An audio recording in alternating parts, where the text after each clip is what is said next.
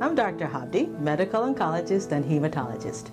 As a hematologist, I treat diseases of the blood which include sickle cell disease. Sickle cell disease is an inherited genetic blood disorder. So a person is born with this disease. It is not contagious, so you cannot catch it from another person who has it. In sickle cell disease, the red blood cells, they have an abnormal sickle shape, which causes poor blood flow to the cells, the tissues, and the organs. This can lead to several complications affecting various organs of the body and can also cause chronic debilitating pain. Since sickle cell is passed on from parents to children, it is important to get tested to know your status. Know if you carry the sickle cell trait or if you have sickle cell disease, so that if you're planning on having a baby, you will know the chances of your child having the trait or having the disease. If you have sickle cell disease, you should learn how to manage your sickle cell disease, and you definitely need to have a doctor who's knowledgeable about caring for people with sickle cell disease. I work along with Department of Health Chronic Disease Division, and together we work to educate and inform you, the public, about sickle cell disease, how to manage your disease, and where to go for help. Having sickle cell disease does not mean it's the end. By early testing, information from a clinical professional, and living a healthy lifestyle, you too can live and grow positively as a sickle cell patient.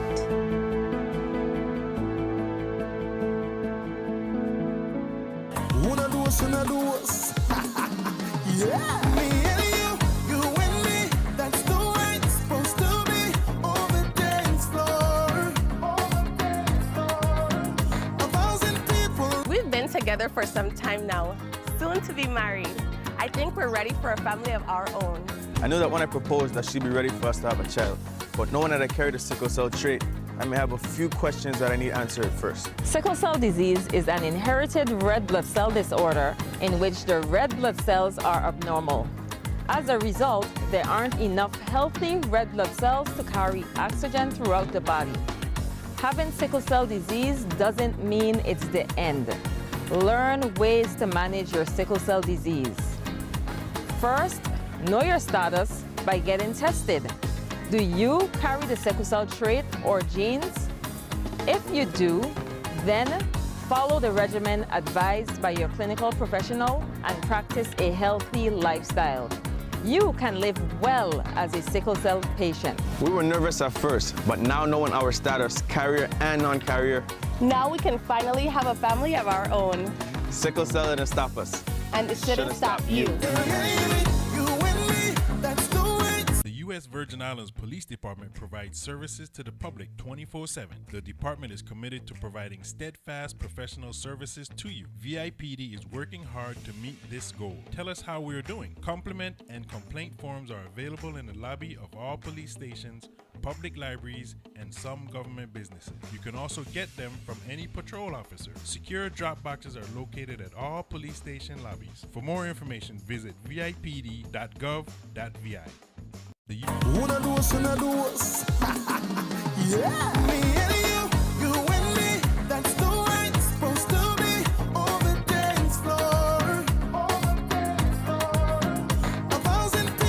We've been together for some time now, soon to be married. I think we're ready for a family of our own. I knew that when I proposed that she'd be ready for us to have a child, but knowing that I carry the sickle cell trait, I may have a few questions that I need answered first. Sickle cell disease is an inherited red blood cell disorder in which the red blood cells are abnormal. As a result, there aren't enough healthy red blood cells to carry oxygen throughout the body. Having sickle cell disease doesn't mean it's the end. Learn ways to manage your sickle cell disease. First, know your status by getting tested. Do you carry the sickle cell trait or genes? If you do, then Follow the regimen advised by your clinical professional and practice a healthy lifestyle. You can live well as a sickle cell patient. We were nervous at first, but now knowing our status, carrier and non-carrier, Now we can finally have a family of our own. sickle cell didn't stop us. And it shouldn't stop you.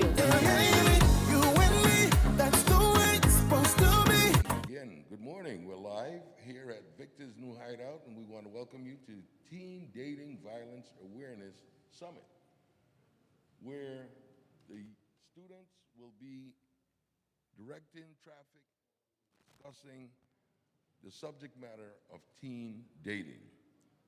Right now, let's introduce the moderator, Ms. Sarah Burke. Good morning, everyone.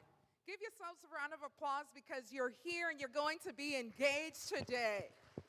We want to take the opportunity to thank the Crime Prevention Bureau and the Virgin Islands Police Department for putting this great summit together to be able to hear the voice of our Virgin Islands youth as we engage in a very fruitful discussion on Teen Dating Violence Awareness Summit.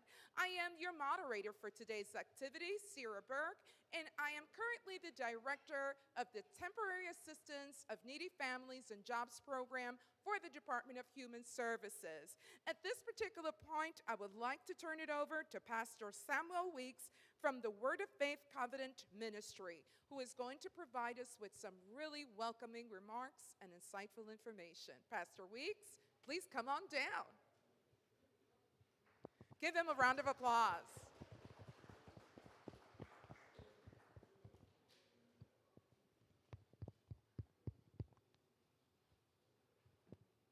Well, praise the Lord.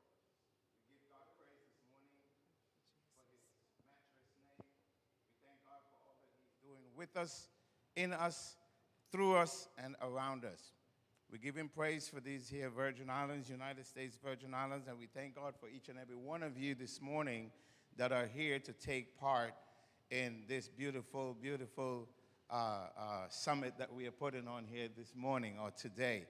It's indeed a great privilege for me to be here to open us up in a word of prayer because we recognize that in everything that we do, we give God thanks. Let us pray. Eternal God and everlasting Father, with grateful hearts we come before you today.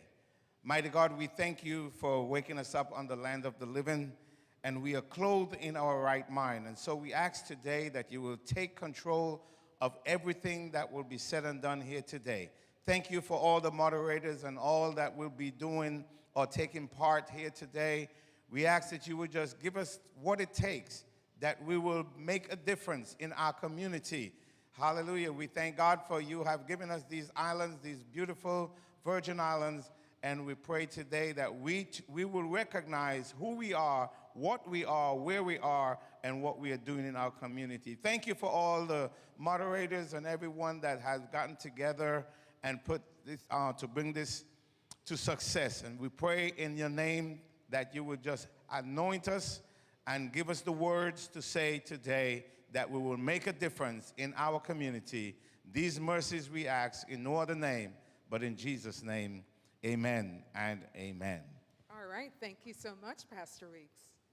As we continue, we would like to also bring forth a person who's been instrumental in coordinating this event. So please give him welcome Captain Sandra Colburn of the Virgin Islands Police Crime and Prevention Bureau.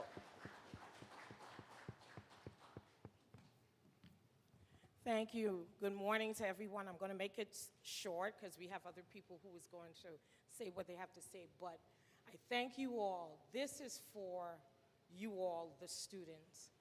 We need to make sure that when you leave from here, you have tools that you could go with in order to be able to have a healthy relationship with anyone. And if by any chance this does not reflect you, or is something that is affecting you, if you have a friend, once you leave from here, you will be able to guide your friend. So for me, I have to thank the Department of Education. I have to thank the Department of Human Services, DVSAC, Without all these agencies and Family Resource and all these agencies who decided to get together in order to guide you all on the right path and help you all, I thank everyone. We have members from Project Safe Neighborhood that works closely with what we're doing. So I'm not going to say anything else further but to say thank you for coming. Take the tools that is provided to you and utilize them. Thank you so much. Thank you so much, Captain Culver. We would also like to acknowledge agency participants who include Chief Stephen Phillips. How are you? All right. Could you come down and say a couple of remarks real quick? And then we followed by Deputy Chief Clayton Brown, who is the leader, Yergin Command, as well as Dr. Simra D. Brown, Deputy Superintendent of the Department of Education, followed by also participating in this symposium today is Jeanette John Baptiste from the DVSAC Domestic Violence Sexual Assault Unit. So thank you so much for all being participants. Could you please come out and just say a couple of words so that we can continue with our program?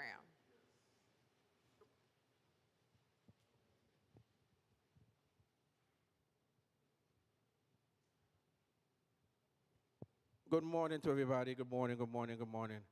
On behalf of Commissioner Ray Martinez, I would like to thank everybody for participating in this wonderful event. When Captain Cowan mentioned Teen Dating Awareness Month, I say, does it have a Teen Dating Awareness a month? I never even knew it had a month that said Teen Dating Awareness Month. And when she explained to me the whole concept of teen dating, I think it's very important because as growing up in the Caribbean islands, the only thing my parents used to tell me to go to school and get education. It's not all about dating and going out there. Just do what you have to do. But things has changed, as we can see. I think parents, family, friends, and everybody need to be aware that it is happening. It was happening back in my time, growing up as a child, and we never really paid attention to the violence in teen dating. And this summit today, it will bring light to a lot of situation that is happening right now.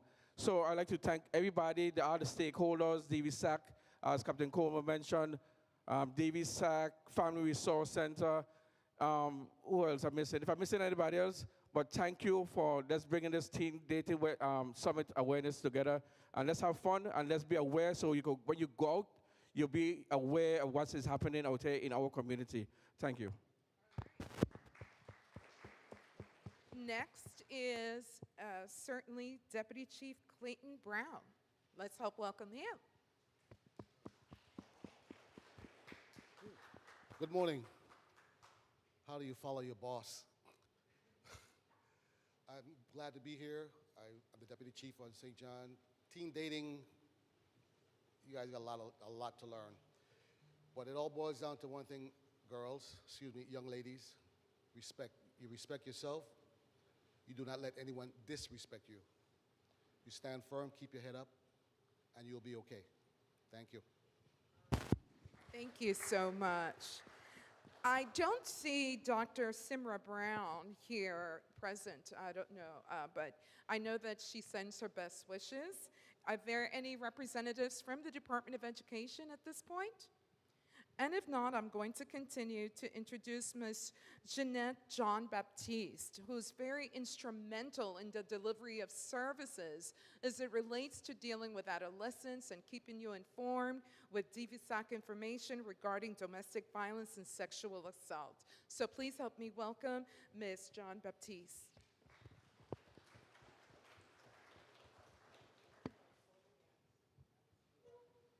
Good morning, everybody. Thank you for coming.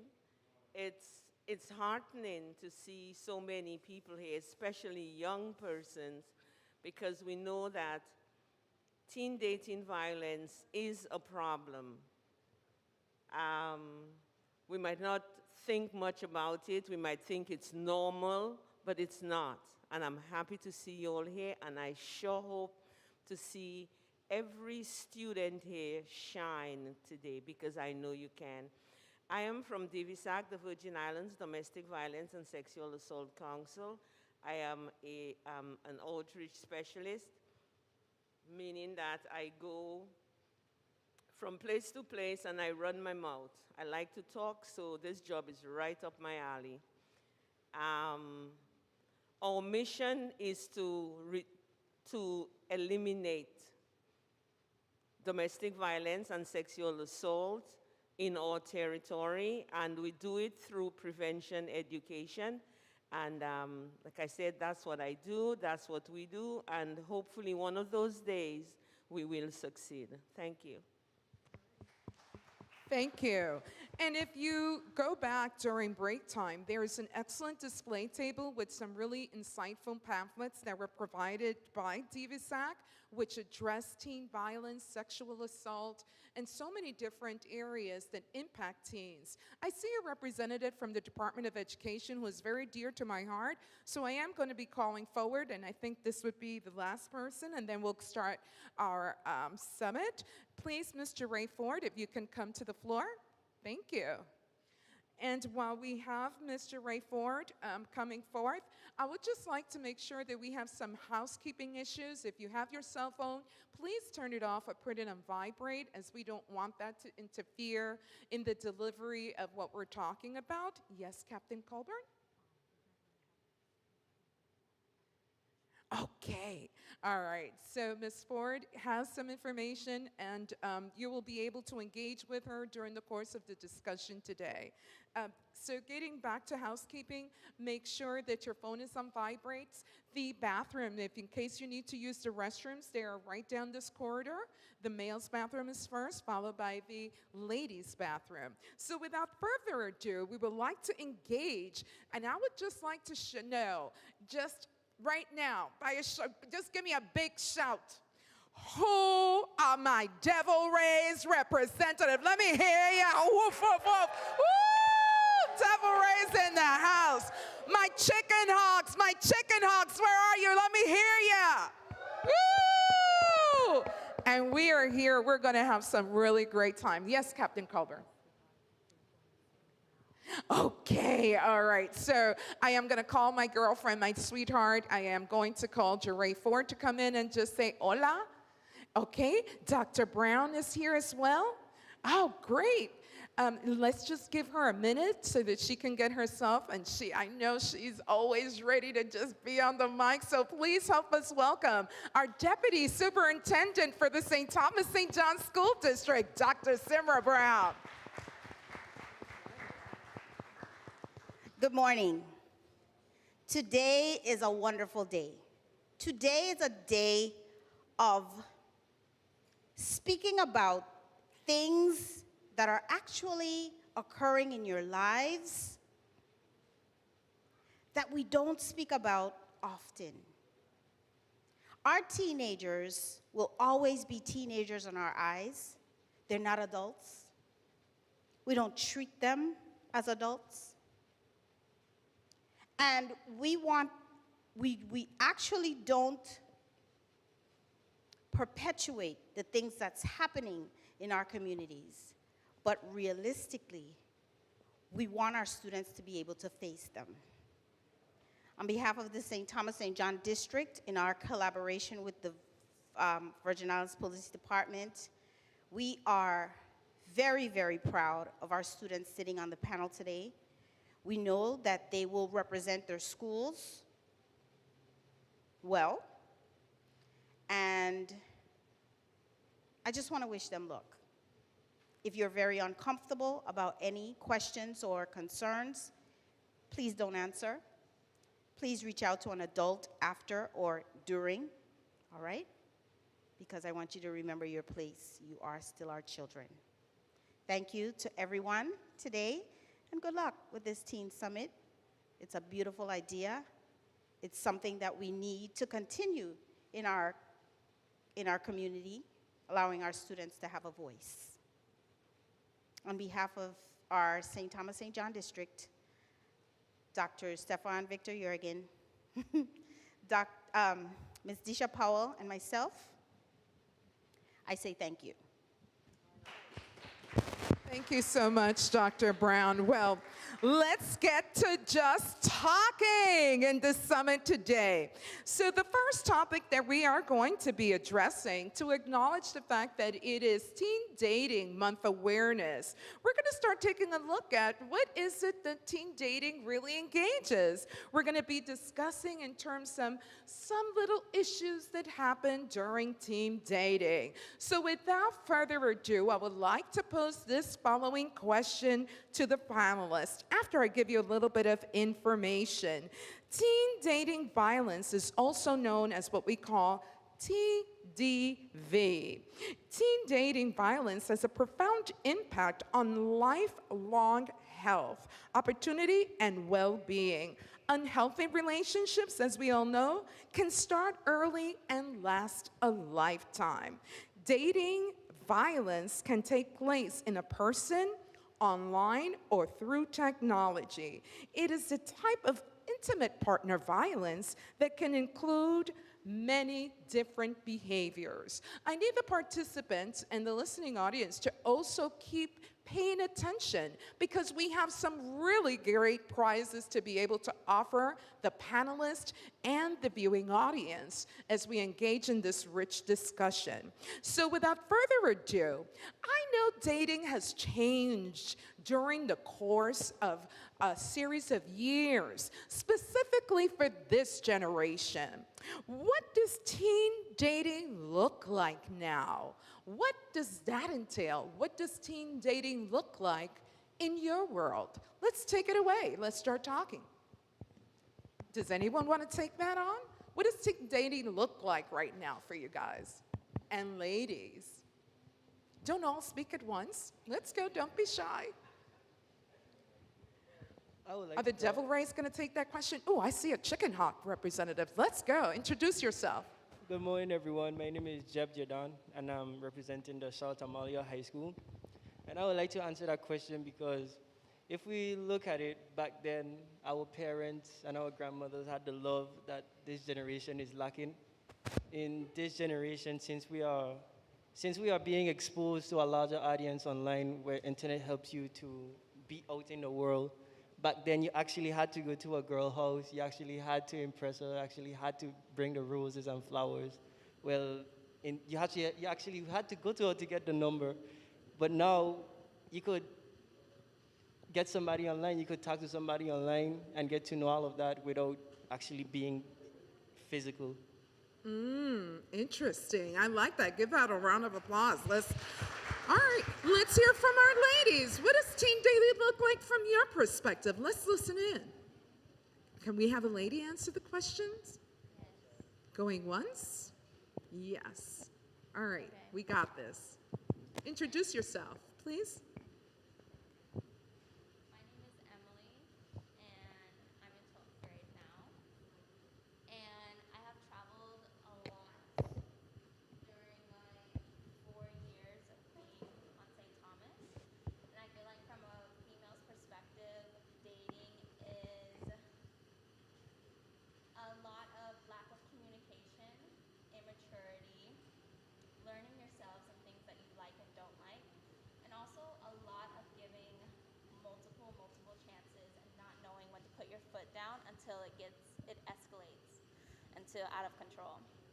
So I'm actually glad we're having this conversation.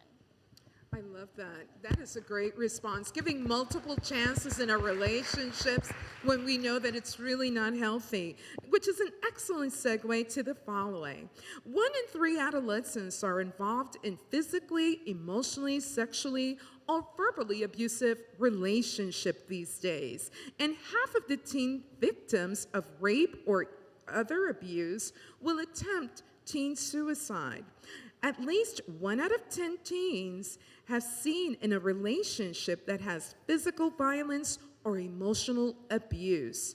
What are some of the signs that you'll see in what we call a healthy relationship? What does a healthy relationship look like to you? Let me hear that. Let's talk about that. What does a healthy teen relationship look like for you? Yeah. Introduce yourself. Hello, my name is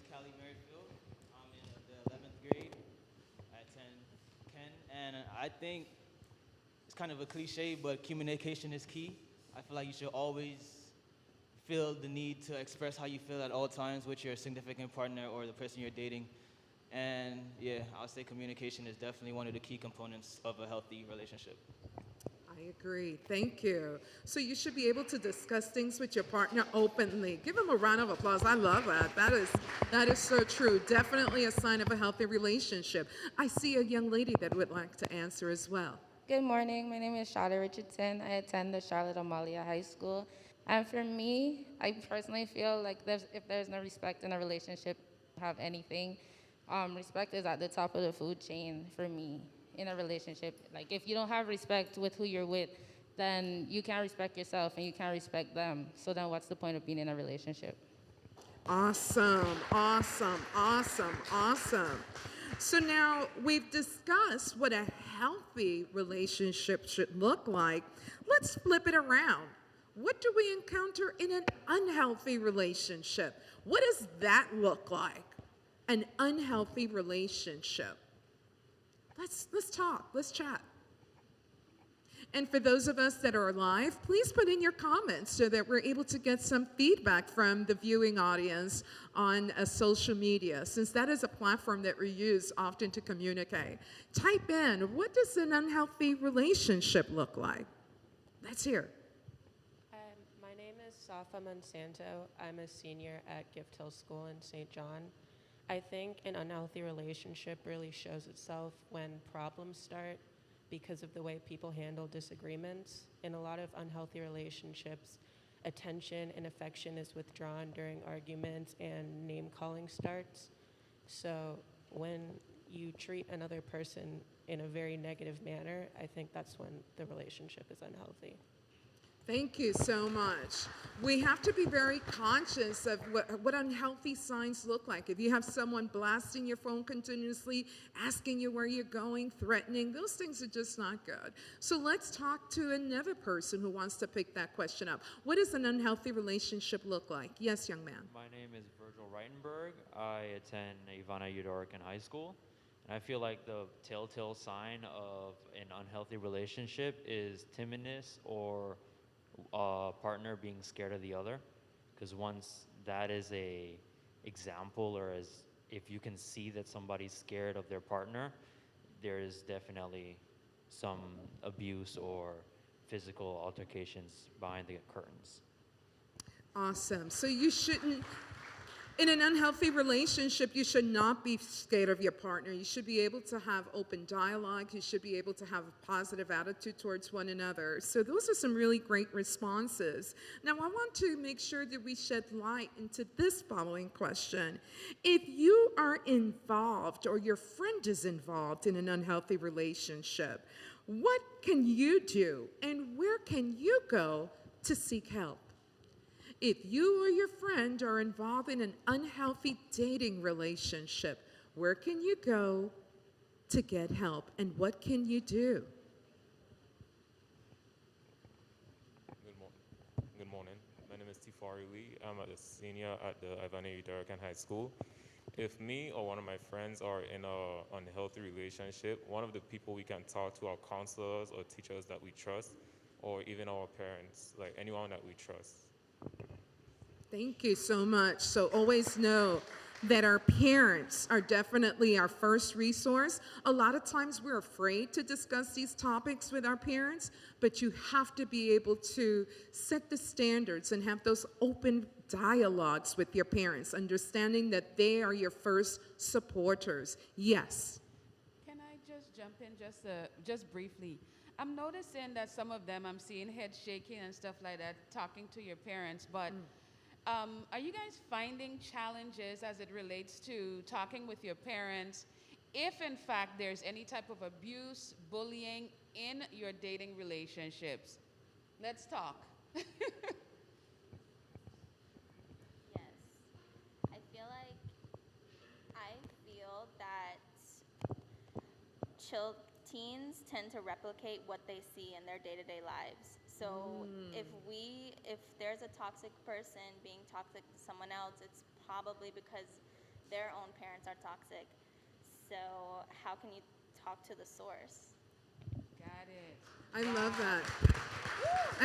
And that speaks volume. As parents, we have to model positive relationships, and our children learn from us. So that I really enjoy that response. I think that was really rich in terms of that. Yes. Anyone else want to piggyback off of what Emily said?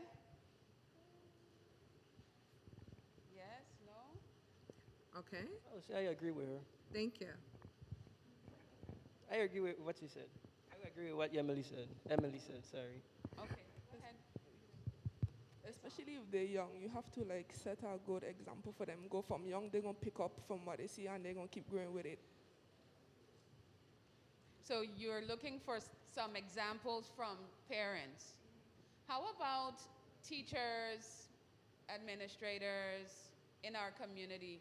You guys think you're getting enough of a support from them that you're able to talk or emulate any of those relationships? No. Okay. Go ahead. Personally, I don't know if it's because we're now virtual or something like that, but before we went virtual, I mean, I could have talked to my counselors, my principals and stuff like that. My mom is actually a principal, so I have that relationship with her. I can talk to her about anything like that. But now that we're back in person, it's kind of harder because you have to try relate to them again. See, like, okay, can I trust you? Do I know, like, if I tell you something about me, are you gonna go tell someone else? Am I safe? What I tell you, am I safe? Is it gonna spread? Am I gonna hear it on the street somewhere, in a counselor's office, anywhere else? But if I come to you, I expect it to stay with you. But I don't know if that's gonna happen. Thank you. That is a really great response. There's one Awesome. more. Ms. Berg, there's one more.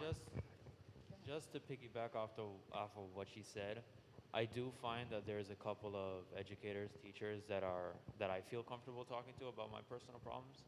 But I also feel like most teachers don't really want to intervene in their students' personal lives. So once you want to go and talk to a teacher, just express yourself, it's kind of weird and awkward mood. And I feel like teachers should be out there because we spend more time with our teachers than we spend with our own parents. So I feel like we should have somebody to talk to more often and not have to, interrupt class and just go to the counselor or some of the sort.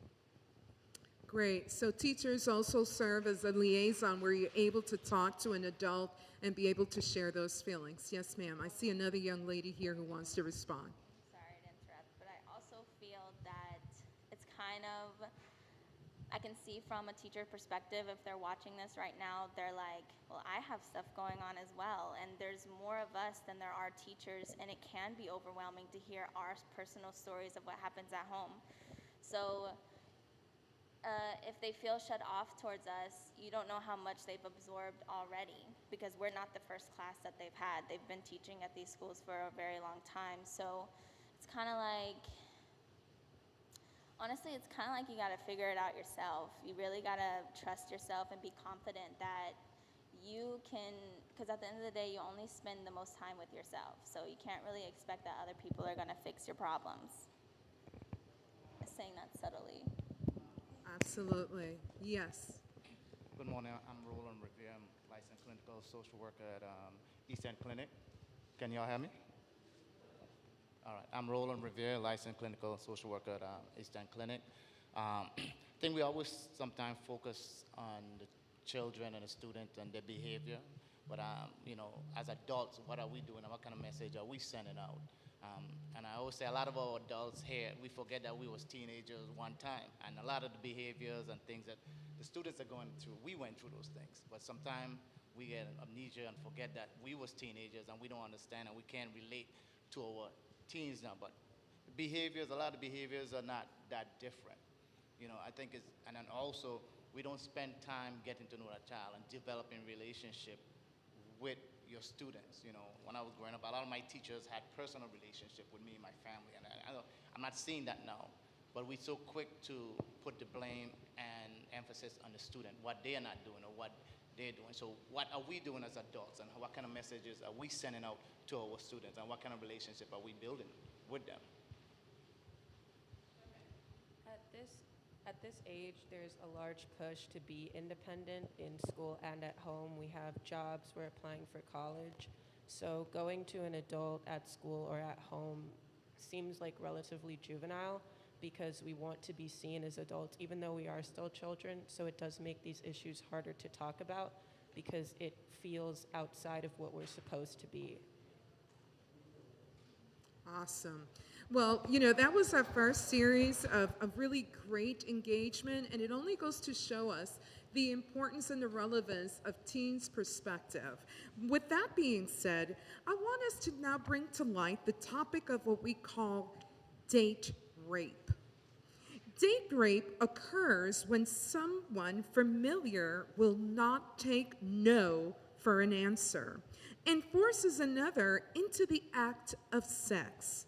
What are some steps that you can take as teenagers to prevent this traumatic crime?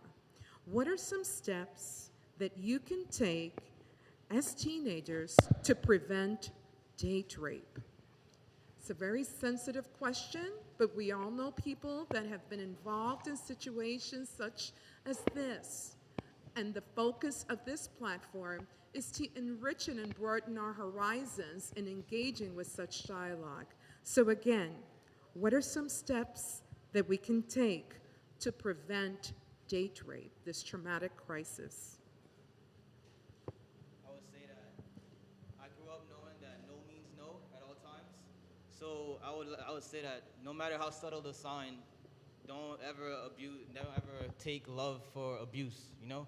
So no matter, you could go to McDonald's and order McDouble or something, and the person says, no, you're getting this and that. You could read the signs early and see like that person is not the one that you want to be with. So always take in consideration the type of partner you're with and read the signs.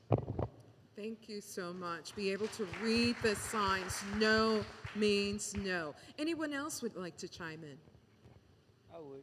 And also, you will have to remember that both of the genders have to be in agreement with the act that you're about to do. So if one is not really comfortable with doing it, then you should not be comfortable with doing it as well.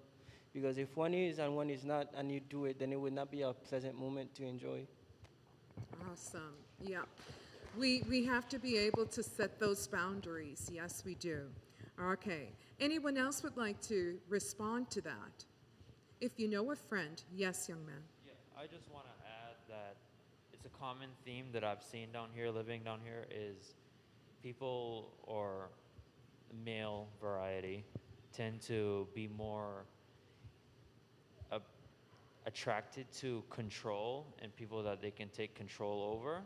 I don't personally see how a person could do that, but it's a scary thing because once a person is taken advantage of, they lose hope of themselves, and they need somebody to be there for them. So I would suggest that if you are to go on a date with someone and you don't feel 100% comfortable around them, invite someone else to go with you so that you're not alone, and if anything happens, you have a way of getting out of a situation. Awesome, awesome, awesome response. Bring someone along. Put yourself in a situation where it's an open area.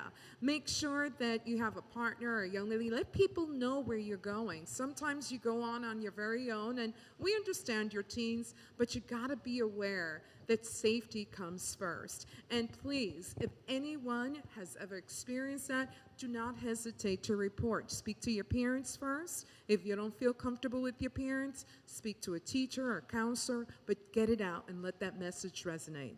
Thank you so much. That was an excellent discussion, wouldn't you agree? I'm telling you, we are really diving in. So, I am sure, by a show of hands, how many people in our audience has a cell phone? Raise your hand. A cell phone, Apple phone, 13, all of that, right? Well, the cell phone can be used for great things like gathering information, but the cell phone can also be used for something that I am going to bring up that is quite interesting and delicate. I am talking about no other than sexting. Can we say that? Yeah, sexting. And so, what is sexting? Well, a clear definition about sexting is sending nude, sexual, or indecent photos, or selfies as we like to call it, using a computer, mobile device, or other mobile phones. And in some cases, it can include written messages or even videos. My question to the panelists is as follows. Why do you believe teens these days are more inclined to engage in the act of sexting? Why do you believe that teens these days are more inclined to engage in sexting? Yes. Because they don't try make like, the boy think they like them go. These days, boys. Hold on a just- second, because I think we can't hear you. You can hear me now? Okay. Because these days how boys will use slang or use a Marshall or use this, use that. So they'll try like, impress the other boy. To impress young men. You think that young ladies do it to impress young men? Yes. Do we agree that that's one of the reasons young ladies sex? So now let's listen from a male's perspective. Why do you think teens in this generation are more inclined to engage in sexting? Who's going to take that challenge? Yes. Borderline, it's arousing. Having something there that you can't get a hold of, but you know it's there, and it's like a game to it. Yeah. I mean, we're laughing a little bit, but it's a very serious situation. So the visual aspect of it, we know that we can refer to, it might not be physically there, but at least we have a visual. There are certain consequences with sexting. And I want the perspective of all of these panelists involved in this particular question. What are some personal consequences for sexting a minor and or a teen? What are some personal consequences? What are they? Yes. The embarrassment that follows the exposure, because a very common theme right now is leaking photos so that everyone can see them, and there's a lot of embarrassment to be found there. And to add to that, it's also illegal to share subliminal pictures amongst minors. So it's illegal. You could get jail time and stuff like that. Absolutely. And to even add to that, it leads to controlling somebody. Because, once they have that picture of you, they could blackmail you into doing everything that they want. And then you will have no other choice than to go in with it, because you wouldn't want to face the embarrassment of you doing the action of your body parts is out there in the world. And everything that is put online is stayed there. It leave a digital footprint, so that will be there forever, will not go away. So that person could basically have control over you. I love those responses. They're like really heads-on.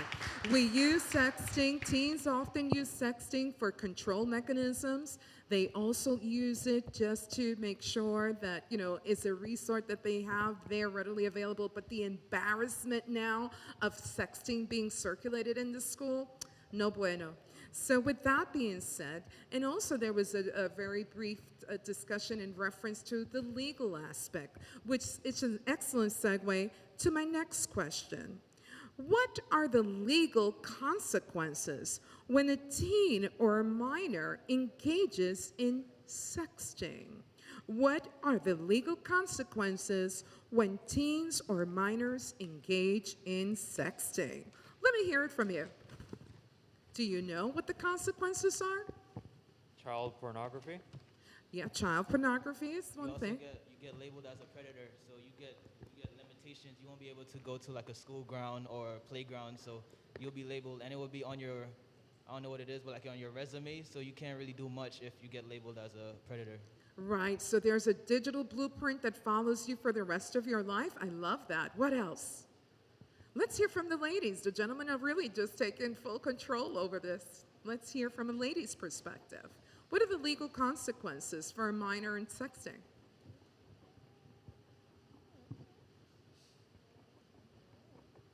Can we take it? Who's going to respond? If you don't respond, I'm coming over and I'm standing by you. So let's see. I want to hear from this young lady right here in the right. She's very vocal.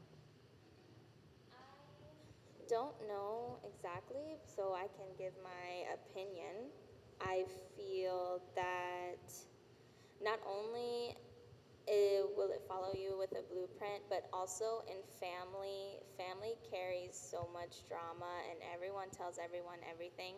So if you were to be labeled as someone who is a predator among children, everybody in everyone's family would know, and I think that's more personal and hurtful than the legal aspect. Yeah.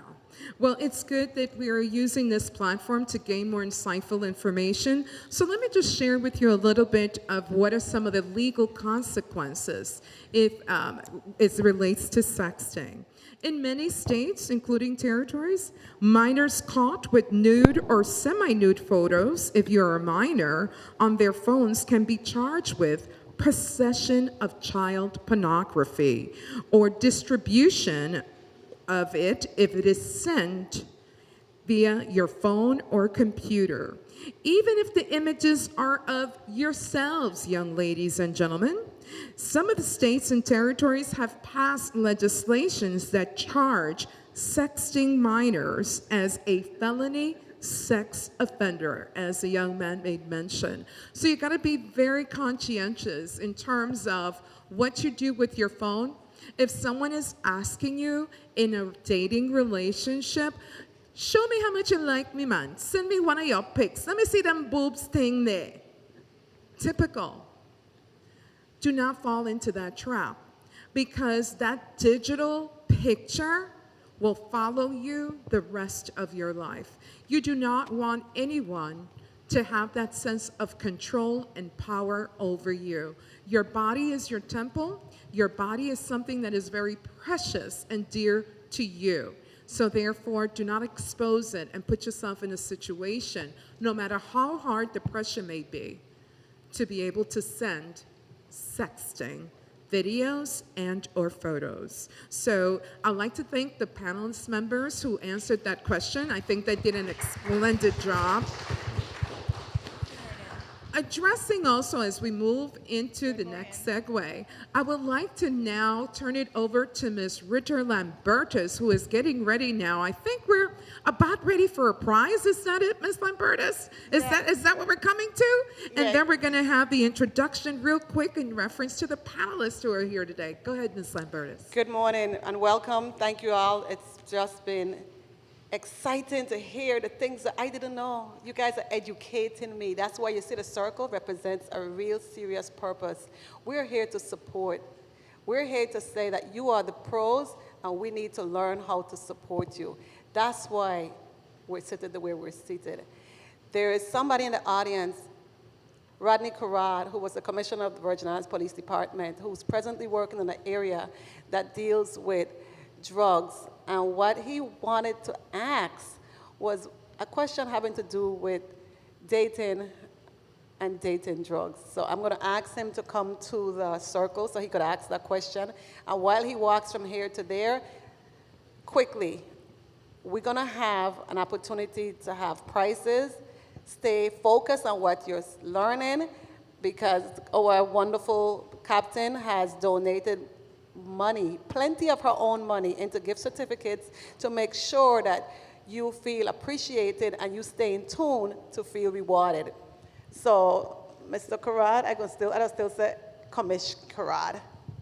All right, welcome. Thank you. Good morning, everyone. Great, great, great forum. That's all I can say. This is way overdue, and I hope we have many more of these.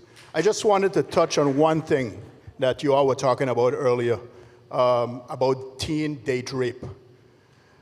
Unfortunately, here in the U.S. Virgin Islands and throughout the states, this is occurring frequently, daily, hourly, every minute, especially in the evenings. Don't think that because we're in the U.S. Virgin Islands, what I'm going to be talking about is not occurring here. If you go out with your significant other and you're at a party and they say, take this pill, it'll make you feel good. Or let me just add this little stuff here to your drink. It's a little powder. It'll just make you feel good. It'll make you get into the groove. You're really going to have a good time partying. Refuse. Not only refuse, run.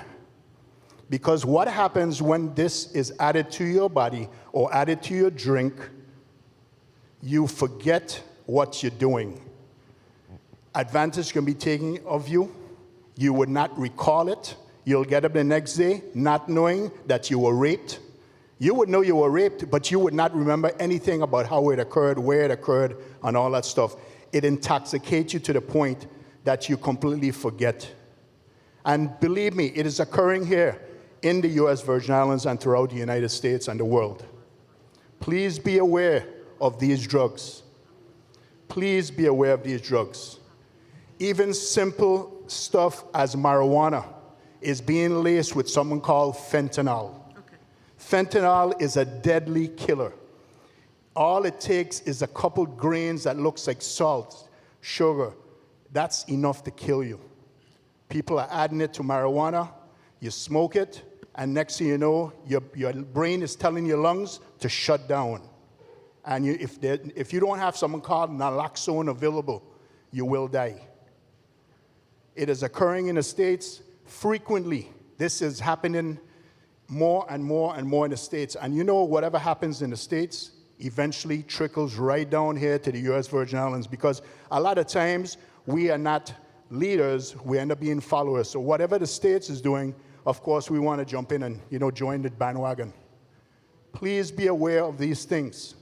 It can save your life. Stay away from, if you have a drink and you're at a party and you put the drink down to go and dance, do not go back and pick up that drink. Please. Please. Because your parents will be crying at your funeral. Please. I want it to be as forceful. I'm talking like this, as forceful as I can, so you can understand the detriment it can cause to you and your families, because you'll be gone. Stay away from drugs. Stay away from the opportunities of taking a pill, having somebody add something to your drink. Stay away from all that. If it happens, run from that person. They're not your friend. They are not your friend. Again, this is a great, great forum. I was police commissioner. I'm so glad to be part of this. At the position I'm in now, I have an opportunity to speak to people like you out here, the general public, and especially the youth. That is my focus. So that's why I'm here today.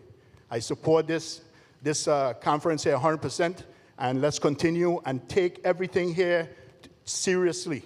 This is no joke. It's for you all's betterment. Thank you all for being here, and thank you for the opportunity to speak. Thank you. Thank you so very much. All right.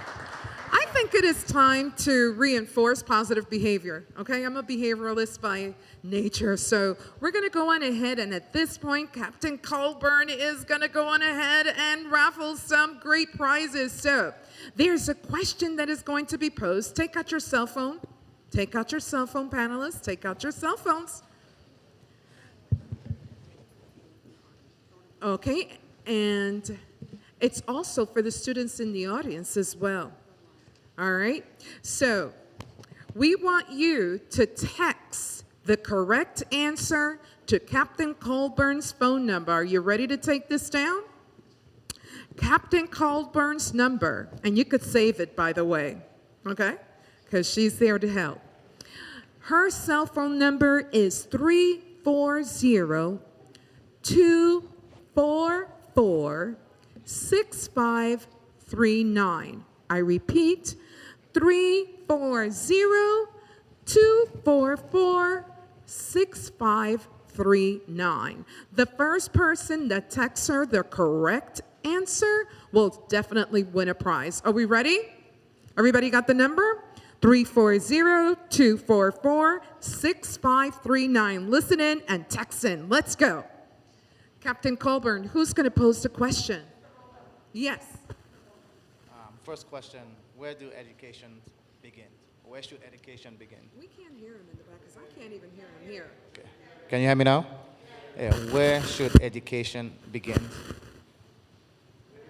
Could you repeat the question, please? Yeah, where should education begin? Where should Education begin. Where should education begin? That's the question. Text your answer to 340-244-6539. Where should education begin? Where should education begin? Hurry up and text. If you're following us live, you could go on ahead and text too. You're part of this listening and viewing audience. 340-244-6539. Text your response, please. Where should education begin? Captain Colburn, did you get a response yet? All right, here we go. Okay. The response was at home. Now, the only thing the person didn't give me their name. I could give you the telephone, yes. So at home, is that, you would say is the correct answer? Do we agree that education starts at home? If you believe so, let me hear you say, yeah. Education certainly starts at home, and the winner of this prize goes to cell phone number. Hold on. Let's see. The first response. Oh my God, all these responses. 4179. 41. Awesome.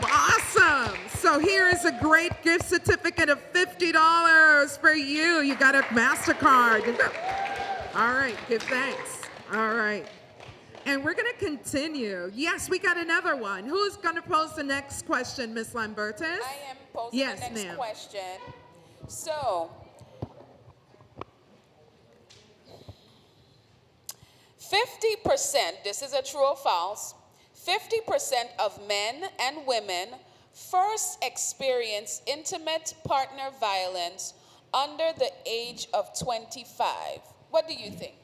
Is it true or 50% of men and women first experience intimate partner violence under the age of 25. Go. Is it true or false? Please text your response to 340-244-6539. I repeat, 340-244-6539. The first one to respond will win a prize. Yes. Respond first. Hold on. Wow, it's coming in like crazy. Slow down. Slow down. 1 minute, 1 minute. Just had their number here. Hold on. Hold on. Where's this thing? I'm coming to you. Oh, wow.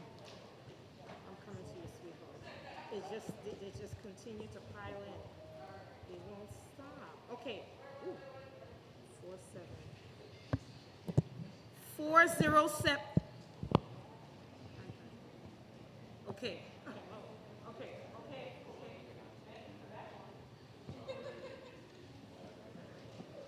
Well, is it true or false? Do we experience, could you repeat the question? please? Certainly. So 50% of men and women first experience intimate partner violence under the age of 25. What do we believe the answer is? True or false? Let me hear you because you understand it and you know that you know that you know. True or false? True. So that answer is actually false. Woo! The number is actually higher, much higher actually. No So- wonder I failed so many tests in school. Right. So the Right, actual so- answer is 71% of women and 55% for men.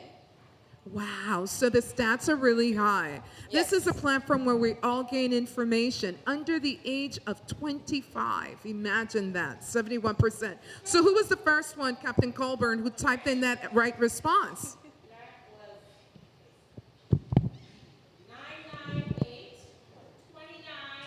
998-2985. Yay! Come on down and claim your prize. Woohoo! So the stats indicate that they're higher. You got another gift certificate for $50, so enjoy, courtesy of Captain Colburn and her team. All right, Ms. Ford, I would like to ask if there are any questions from the students that are online. Not yet, they're still connecting, we're working on it. Okay, great. But we would like to say thank you to the Department of Education for allowing our students to participate in this great summit. So we continue to move on in addressing the issue of teen violence. And the next topic that we are going to go on ahead is address what we call the issue of bullying. Bullying often leads to teen violence. 1 out of every 5 students report being bullied. Bullying includes behaviors that focus on making someone else feel inadequate or focus on belittling someone. Bullying also includes harassment, physical harm, repeatedly demeaning speech, and efforts to ostracize another person. Bullying is active, and it is done with the intent to bring the other person down. It is important to realize that there are different types of bullying. Do you know, panelists, what are the different types of bullying that exist today amongst you teens? What are some different types of bullying? Because bullying is just not in one category. Yes, I'd love to hear from you. My name is Tiana Anthony. I'm a senior at the Ivani Durkan High School. One type of bullying is cyberbullying, which is cyberbullying online. Okay, all right, thank you. That's one of them. Cyberbullying is definitely one type of bullying. And what does cyberbullying entail? Go ahead, keep on teaching us. So cyberbullying entails the negative words or actions towards someone, but it's done online. So yeah. It is done online. Great response. Electronic bullying is becoming a real problem, and this type of bullying uses the instant messaging, cell phone, text messages, and online social medias to humiliate and embarrass others. So thank you for your response. Give her a round of applause. Cyberbullying is one type of bullying. Can we build on that? What is another type of bullying that occurs amongst teens? Hi, my name is Shade again. Another type of bullying would be verbal. That's where to cyber, online,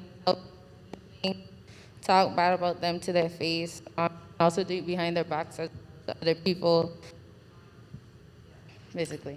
Awesome. So we got cyberbullying and we got verbal bullying. Verbal bullying entails when someone verbally bullies another. He or she uses demeaning language to tear each other down in their self-image.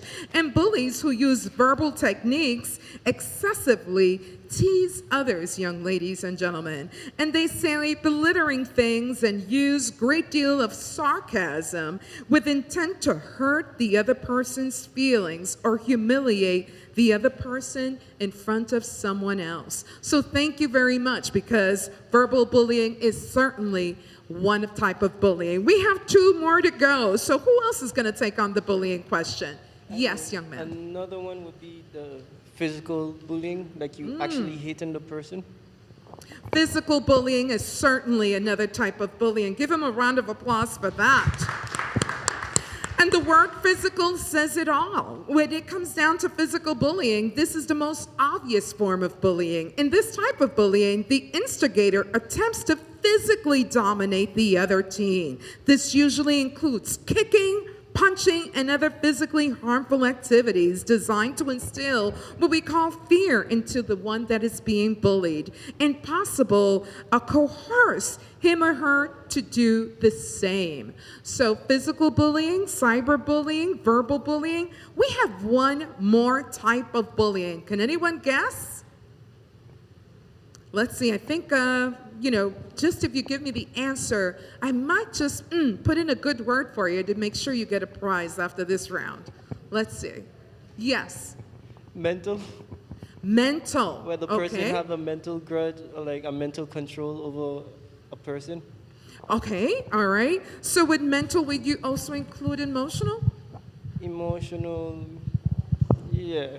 Yes. All right, excellent. Give them a round of applause for that as well. Mental, which includes the 4 types of bullying that we are sharing with you today that actually you shared and enlightened us on were cyberbullying, verbal bullying, physical bullying, as also emotional bullying. And in emotional bullying, this is even more subtle than even verbal bullying. Teenagers bullying that includes emotional methods aim at getting someone else to feel isolated, alone, and they even prompt depression. This type of bullying is designed to get others ostracized and the person being bullied. There is, however, a topic that I really want to share with you today. In addition to these 4 categories of bullying, there is also this silent bullying. The person that stands on the side where another individual is bullying a person and does nothing and or says nothing. How do you feel about that? If you were being bullied, what would you expect, or how would you expect your friend to respond if you and them are together and someone comes up to you and bullies you in the presence of your friend? Let's hear.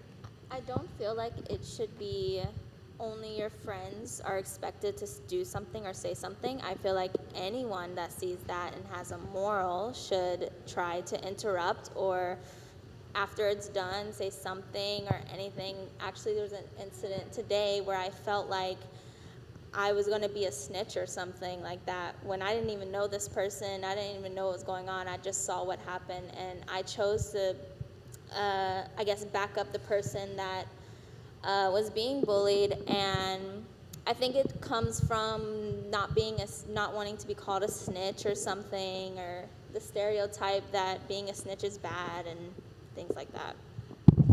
It's true. You just can't just be a bystander. That is the term. Give her a round of applause.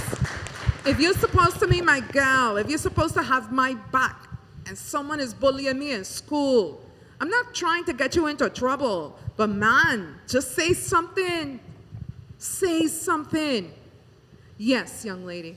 I agree with what she said, but especially for the young men in our community, it's 10 times harder than it is for a young woman, because if a young man sees a woman someone getting bullied, for instance, then they have to go back to the housing projects for which they live, and then someone's going to be like, okay, you just basically rat me out, you stopped the whole thing that I was trying to do, I'm going to bully you next. So it's going to be 10 times harder for them. But women, it's easier, because, you know, another woman would defend us. I agree. Give her a round of applause for that. All right. So as we continue to look at, yes, I would like to hear from one of the gentlemen here in reference to that particular Yes. question. Yes. Because I feel, you know, it's not just a female issue, but I think guys tend to see a lot of things that go on. So can some of you guys speak up for me? Go ahead, since you're smiling. Go ahead. Okay, so my opinion on bullying, if you see someone getting bullied, like what you guys were saying, instead of being a bystander, be a do-gooder. Like, do unto others what you would want them to do to you. Don't bully someone just because of their size or how they look. Think if that was you, what would you do? If you see someone looking at you like that, and then they just walk up to you and push you down. Thank you, thank you, thank you. Yes, young man. To add to that, I would say that another problem would be the instigators, the people that instigate the problem, that escalate it even more. I feel like we should limit or stop it completely, stop hyping up what's wrong, and for me, be more supportive. Certainly, certainly. It escalates itself to another level. Yes. Yes. The bully, when you allow someone to bully you, it gives the bully the power over you. So sometimes if you're being bullied, you need to stand up for yourself. So probably that may lead the bully to stay away from you, because he knows that he or she doesn't have that power over you. So I believe if you're getting bullied, you should stand up to the person and stand up for what's right, actually. I love that. Power. We do not relinquish our power. Now, in the Virgin Islands culture, young men are asked to be man up. We ask you to man up. And if you come and you get bullied, the response will be, hey, man, you're nothing but a punk, the man.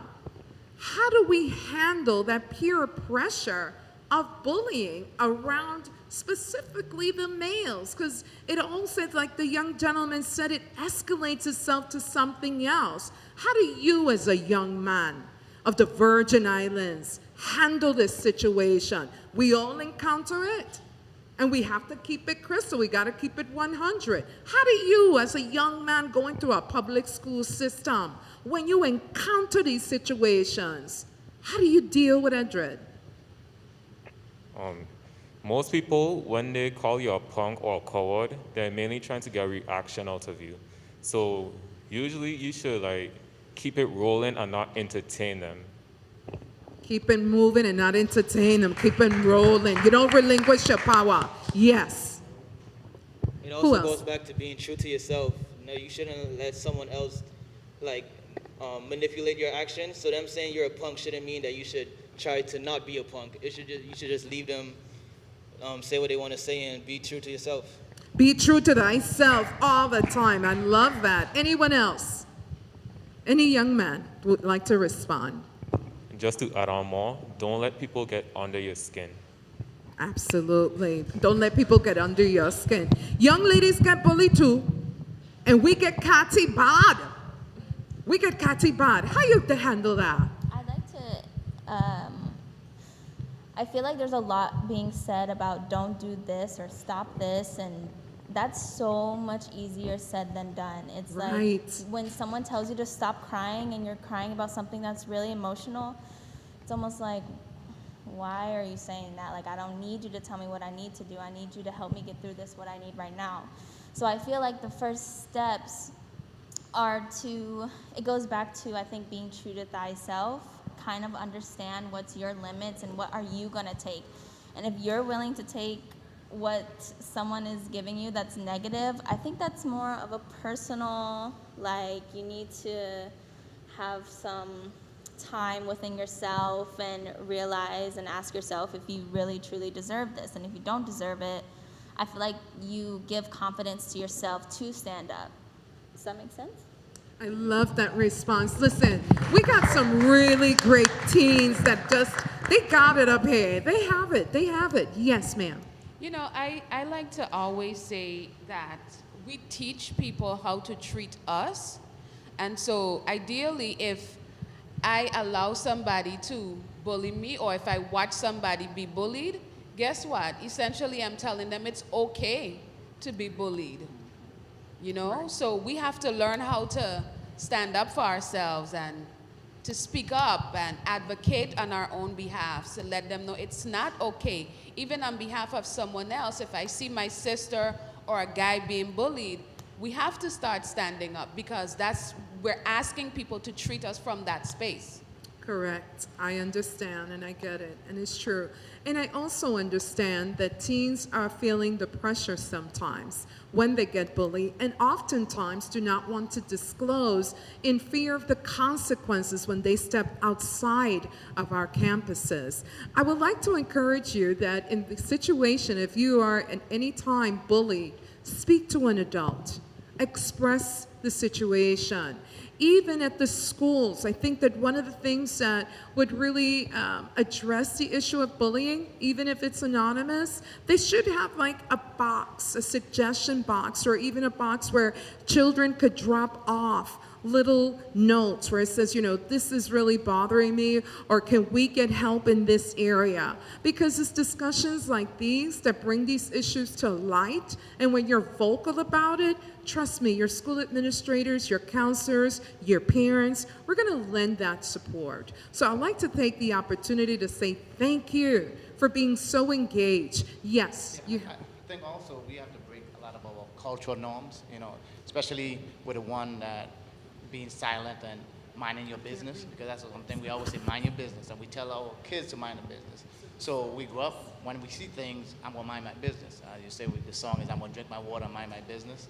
And we do that a lot. So we have to break a lot of those cultural norms, or even with telling a young boy, act like a man, and he's a boy. But you want him to act like a man, but then also be a boy at the same time. So what kind of message are we sending? We send a lot of mixed messages to our children. So we have to break a lot of these cultural norms, and we have to change the narrative, because we're going to continue to have that cycle. No matter what, that cycle is going to continue, because we are not willing to change, and because we are so used to doing things the same way. My question is, are you used to doing something, is it working? And a lot of things is not working. So we have to start changing a lot of these narratives. Now, can I throw this out to the panelists? Are you guys comfortable, and I know I asked this at the very beginning, are you comfortable in speaking with teachers, administrators, counselors at school if you're being bullied, or if you see a friend being bullied? Are you comfortable in doing so? Because I'm reading you guys' faces and the head shakes and everything, and I just want to throw it out to you guys, because I don't want to miss any of you, especially if you're experiencing a situation of this sort.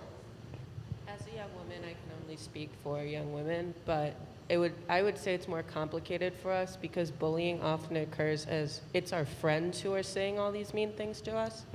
So if we go to a teacher and we're like, oh, she did this or she said this, they'll just think it's another cat fight and we're just disagreeing, so it's not taken as seriously, in my opinion. So you don't feel that that's a viable option for you? I don't think so, because it's just not taken seriously. Okay. That's interesting to hear. Yes.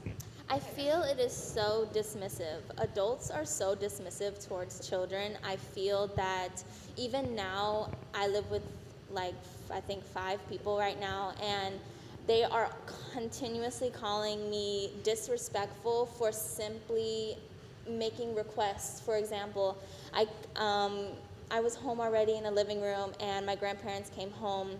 They stood in the kitchen and looked at me and was like, where's my good afternoon? But the culture is to welcome the person that comes in, da, da, da, da. But what I'm saying is, I had a whole argument about saying good morning, because I am the child and I am supposed to always greet the adult, and the adult deserves my utmost respect. But how do you think that makes the children feel? We want to be respected as well, and it's kind of hard to respect those who are not respectful towards us. You continuously call us children and only want us to be adults when it benefits you, in general, not everybody. So there is a really weird shift, especially turning 18. And I just got a car and everything, and it's like my parents want me to run errands for them, but when it is for me, I'm being too much. Right. Okay. Insightful. That is so very insightful. And it's during that critical age that when you're almost an adult, you're turning 18, you're 18, and you're expected to be treated as such, but still your parents want to baby you and talk down to you, and you internalize that almost as a form of bullying itself, which builds barriers in terms of being able to communicate. I just want to shed light that the ultimate thing about bullying, it leads to, in many cases, bullying could lead to suicide. And it is unfortunate, however, there have been cases reported in the United States about incidences that bullying has led to teens your age committing suicide. What is your take on that? And you think that there's another way out when someone is bullying you, that you should not take the avenue of taking your own life? Let's talk about that, because that's very important. Teens commit suicide because they're being bullied and they feel too much pressure and can't handle it. Let's talk about that. I had a friend who committed suicide about 4 years ago. Talking to her as a person, when she would come to me about emotional issues, she always felt really alone and pressured. And when she went to the adults in her life and she would try and take a break from the real world and school and the pressure of grades, she was always made to feel bad and like she was a quitter and she was giving up on her future and her life for just needing a moment away from everything. So I think the issue is the pressure on children to be more than they are. And when are the moments when we're adults and when are the moments when we're children, because we're expected to be both and the line is so blurred. We feel like we can't come to you because we need to be independent, but in independence is not maturity. Maturity is not doing everything by yourself, and I think maturity is admitting that you need people, because you just stress yourself out when you do it by yourself. And I think the main thing in suicide is feeling alone, so it's important to make children, adults, whatever, you're not alone in the world. I love your message. You should be standing here, doing this thing. It is those insightful feedback that really gives us a glimpse from a teen's perspective. We all have friends and loved ones that battle mental illnesses, and even bullying could push them to the point of wanting to commit suicide. But as the young lady from Gift Hills eloquently stated, you are not alone. Talk to someone. Let them know. Yes.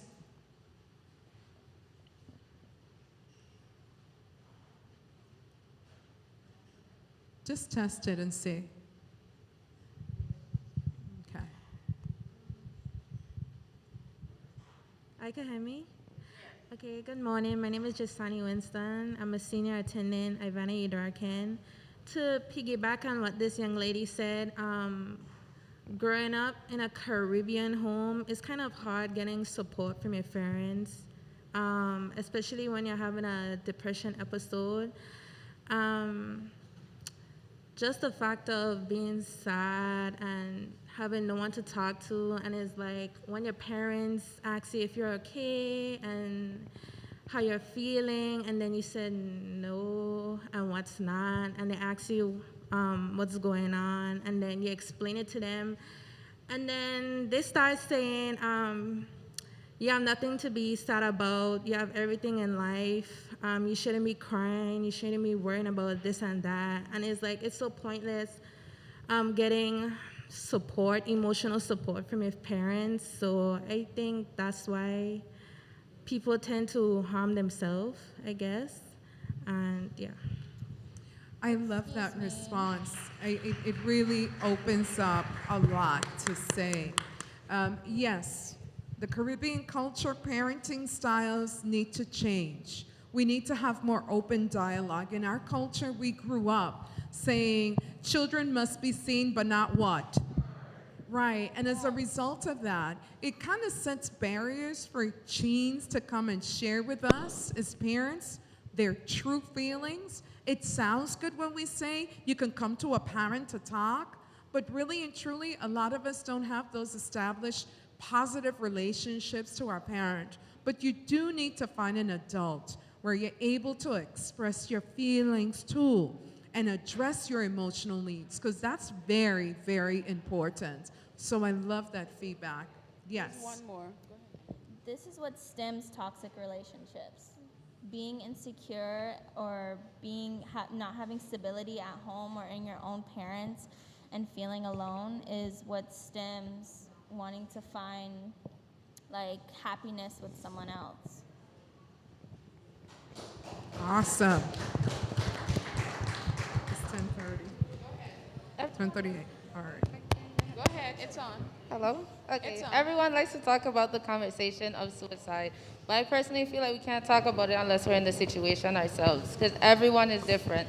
Like she said, she was able to talk to her friend, talks to her, but not everyone has a friend, not everyone has a family member, not everyone has someone in their life that they can go to if they're feeling away, and then they like to tell you, oh, you have nothing to kill yourself about, you're over-exaggerating, you have no reason to do this, you have all of this. But in a world where you feel like you're smaller than everyone else, the only person you really have is yourself. So if I personally feel like I don't have anyone to relate to, then I'm going to go to that answer. Like, that's going to be my choice. If there's anything that I've gained today is the fact that our Virgin Islands students really are vocal and knowledgeable, and they're expressing themselves in a very direct form, which is the focus of this platform. And as we as adults must adhere to what is being said. We have to establish positive relationships with our children. We have to make sure that our children feel safe to have someone to come to talk to. And if we don't do that, then we're doing is just failing as parents. And I apologize straight up right now if at any given point you were made to feel that way. I think that this type of environment lends itself for us to do a lot of growing. And we as adults need to grow too. It's just not teens growing. Every single day, we too learn. And I am learning so much from you. Thank you so much. Thank you, thank you, thank you. All right. So there was a question that was posed online. If a parent suspects that their child is in an abusive relationship, what tips do you have for these parents to address this situation? Speaking about the topic of abusive relationships among teens and then also enlacing parents. What do you think parents can do to address this situation? That was posed online, so let's hear from you. I feel like it has to come from an adult because adults don't hear children. Even though you want our opinion, I feel like it won't be taken as loudly as it would. Emily, you're breaking my heart. You're breaking my heart because I understand clearly what you're saying. But I want you to give us the opportunity today. Every one of you panelists, I want y'all to give us the opportunity today. I'm going to purpose that we're going to listen today. And not just listen to hear what you're saying, but listen in order for us to respond how you, in fact, want to be treated. So I'm going to open up once again. Emily, this is not about Jessica or Roland or Sierra, Miss Ritter. It's not about us. It's about you guys and how you're feeling. If you know of someone that is being bullied or in an abusive relationship, how can you assist them? Well, I don't feel like the adult option is an option, in my opinion. I feel that I have experienced a lot of toxicity, and I, at one point, just decided that no one around me, I cannot control people around me. The only person I can control is my mind and my thoughts and my emotions. So I took it within myself to start doing crystals and manifestation and learning about my third eye and things like that. So I kind of feel like through the growth that I've made, my personal friends, I am their therapist, or I am the person that they talk to, and then we talk about solutions, and then they go about themselves. So I guess having a friend that is open and non-judgmental and honest and won't sugarcoat things, and they literally just want the best for you. It's not to lead you astray. Okay. All right. Thank you for your response. So as we move on, we have another question that was posed online. Someone mentioned that teens should handle teen dating violence on their own. What do you, teens, want adults to do to make you feel comfortable reaching out for help? I repeat, someone mentioned that teens should handle teen dating violence on their own. What do you teens want adults to do to make you feel comfortable reaching out for help? Oh, it's just me. Okay. For me, I don't think it's about what we want adults to do. It's what they should do. They should be there for us. They should be the ones that we're able to reach out to. They should be the listening ear, the shoulder for us to cry on. Everything that we need in adult, that's what they should be. That's not something we should want from them. Awesome, awesome, awesome, awesome, awesome. Anyone else? Yeah, I would like to add to that as well. And I will agree with Shadi because it's like an adult asking a baby how to live in a life, how to live on earth when the baby just come in earth. We are teenagers, we are learning this right now while you guys have already experienced this. You guys had already therapists that tell you solutions or tips on how to deal with such and such. Well, we do not know half of that, so it's basically like your job. You are entitled to help those students or help the child that is going through the same problem that you face, but in a different time frame. I agree. We need to sharpen our skills. We really do. Thank you so very much. Let me ask this question. What, and this is directly, what should adults be doing to support you? What are you guys looking for as it relates to support from adults, from parents, teachers, educators, whomever? An open ear.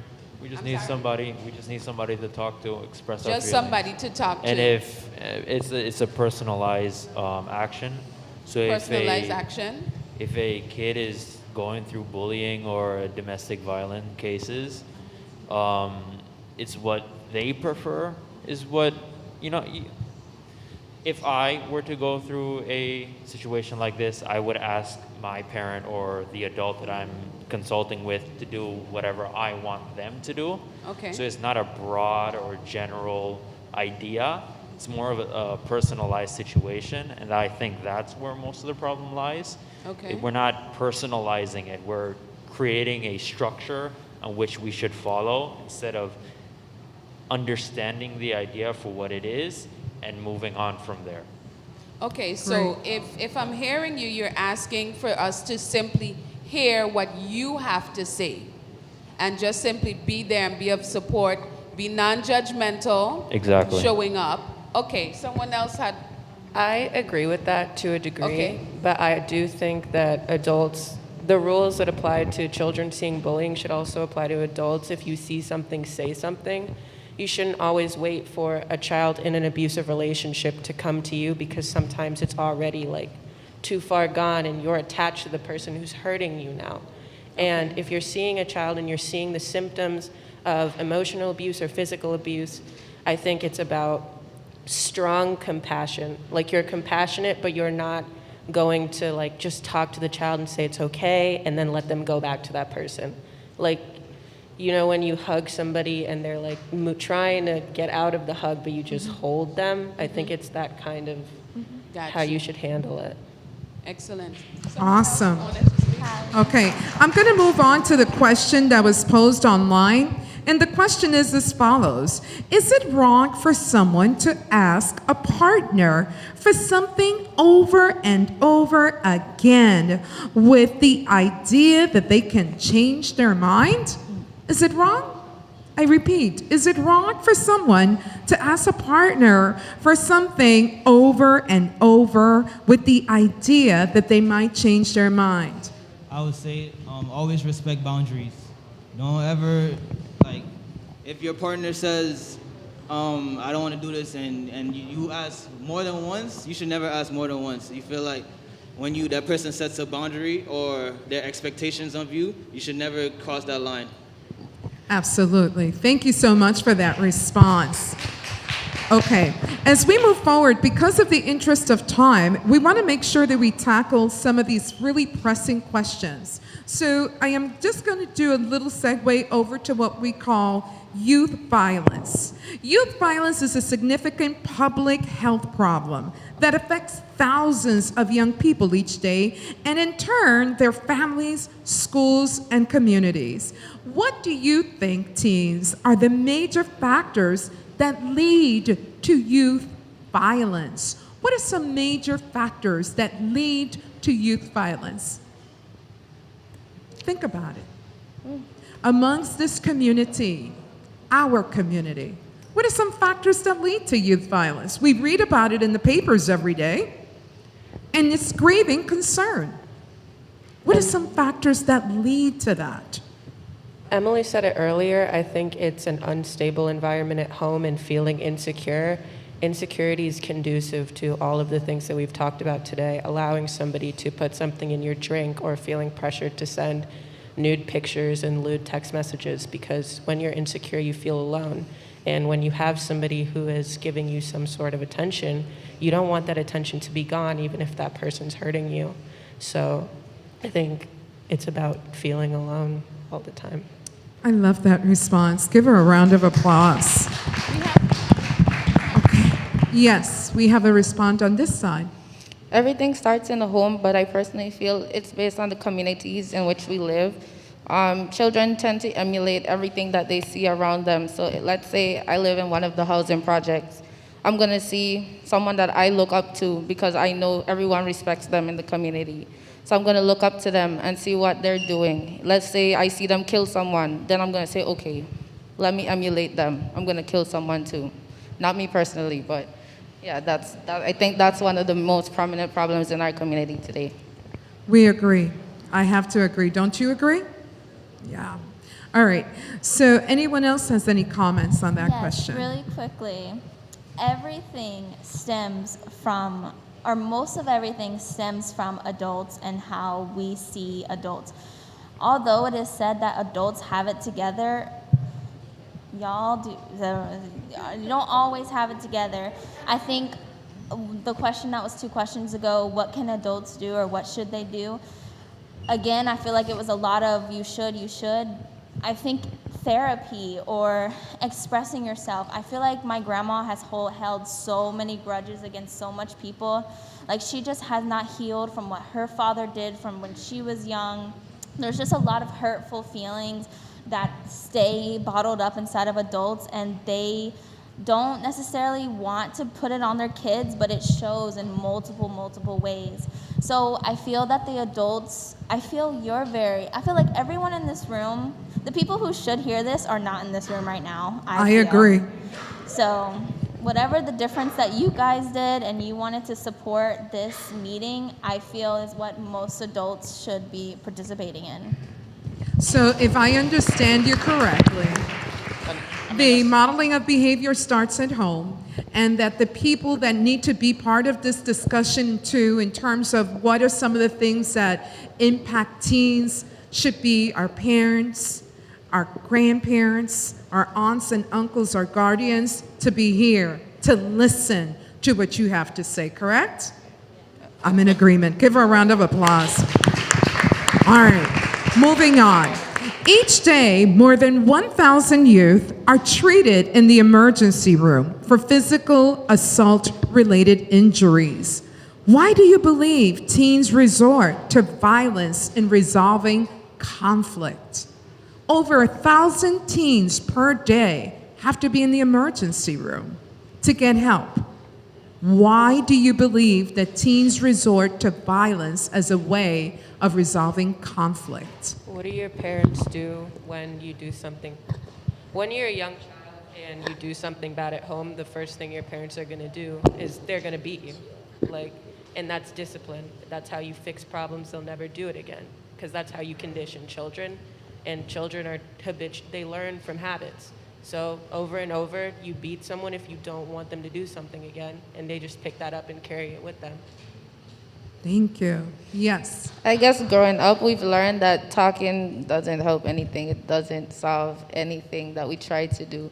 You have a conversation with your parents, like she said, they beat you. If it's something that they don't like, you go out in the public, someone's bullying you, you tell them about it, they end up beating you. That's just our community and the lifestyle that we grew up in. That's our culture. It's something that we have to grow out of, like he said before, but that's just how it is. So in essence, parents need classes too. You should just not be the students, but parents need parenting skills and parenting classes. I'm in agreement. Yes. An additional question. Am I understanding you guys are saying that there's a lot of anger that truly leads to you guys acting out and your violence? Okay. Okay. All right. Yeah, I mean, as adults, I think we have to acknowledge the part we playing in this, and a lot of times we do not want to acknowledge it. We're so quick to blame and put everything on the young adults or the children. We have to acknowledge the part we play in it. We have to see the dysfunction, because a lot of our kids live in a lot of dysfunctional homes. You know, we are always saying that it takes a village to raise a child, but if this village is dysfunctional, what are we raising? Dysfunctional children. So we have to fix the village first. We have to fix the adults first before we could say we want to fix our children, because we always think that they're broken. They're not broken. We cause a lot of these things, and then we put it on them to do the right thing. But then are we as adults doing the right thing? You know, we are not modeling, as you say. Are we modeling the right things for our students, for our children?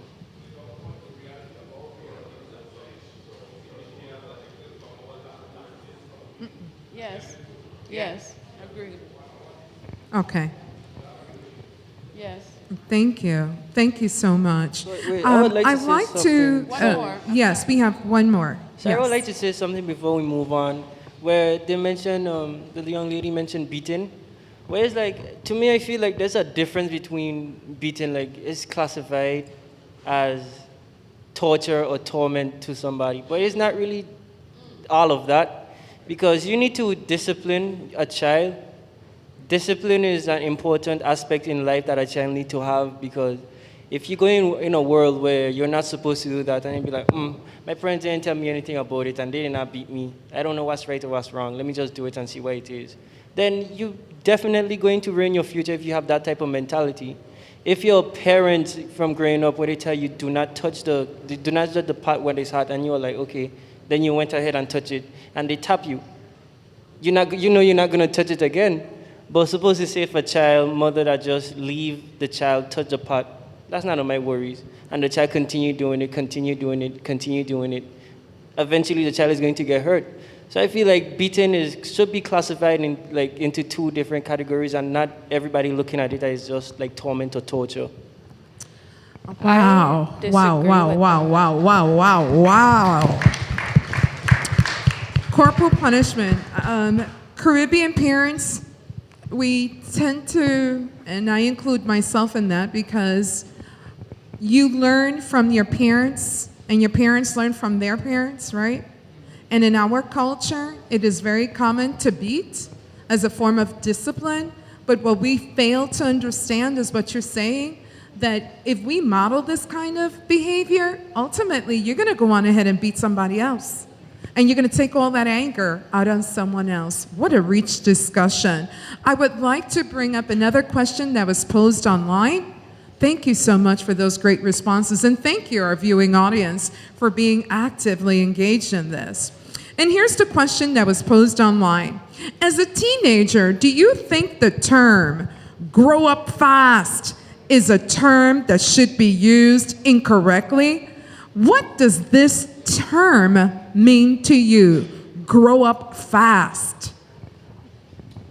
Well, in our society or our modern day time, grow up fast, when somebody says it, it does not mean to, jump the child stage and become an adult. But there's some individuals who are online, when you're looking at them online, it's like they're 13 years old, 14 years old, like our age, doing adult behavior, like going out to club, thinking that they're adult, like doing everything that an adult would do. But you are at a young age, you have not even reached 18 yet, and you have already experienced half of your life with an adult. Like you compare it, half of your life is basically an adult life. I don't feel like that's good. Jumping the gun. I don't feel like it's a good thing to do right now.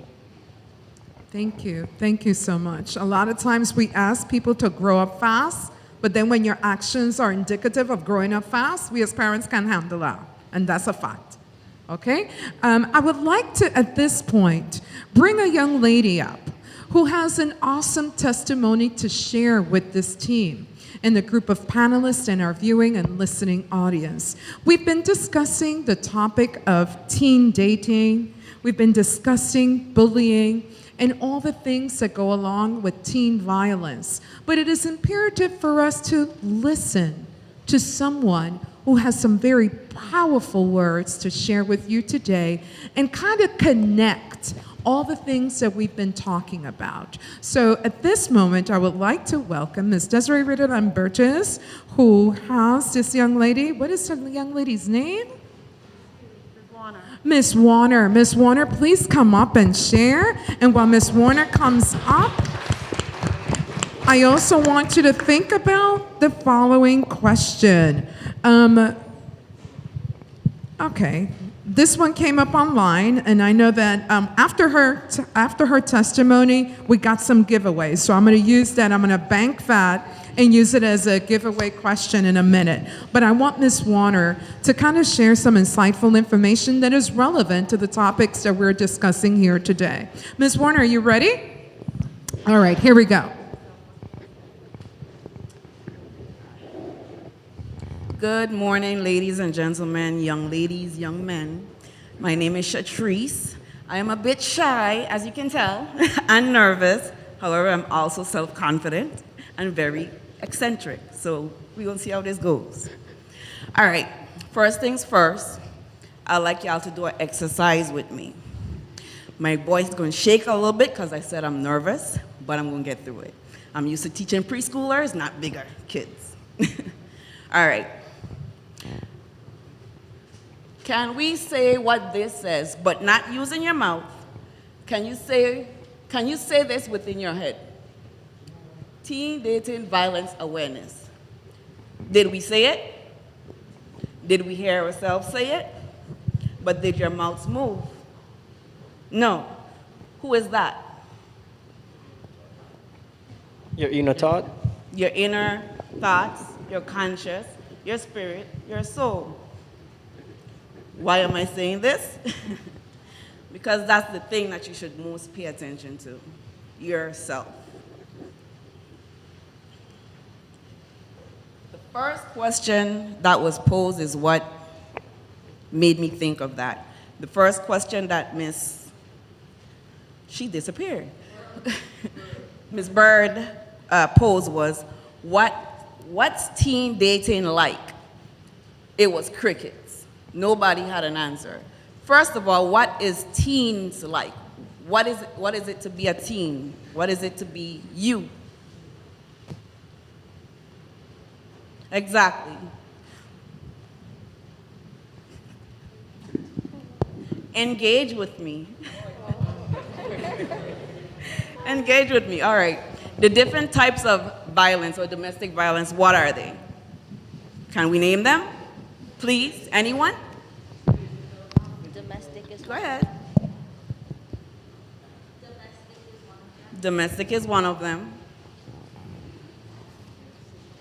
Physical. Mental, emotional, psychological.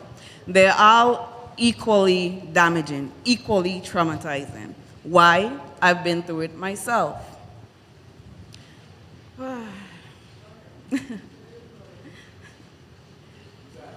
The best way that I could demonstrate or speak about what I have been through myself is I do a lot of journaling. So instead of necessarily speaking out what has happened, I speak out my feelings, or I write out my feelings. So this is one of my journal entries. It says, can you feel what I feel? Please. I feel like I'm locked within a reality against my will. Do I dare ask the question, but am I? Yes, the hell I am.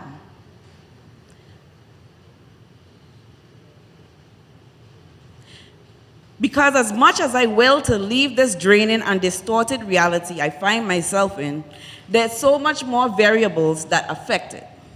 I have been doing the work and the wishing, and not to mention the continuous self-healing. But then my mind begs to question myself. Is your will strong enough?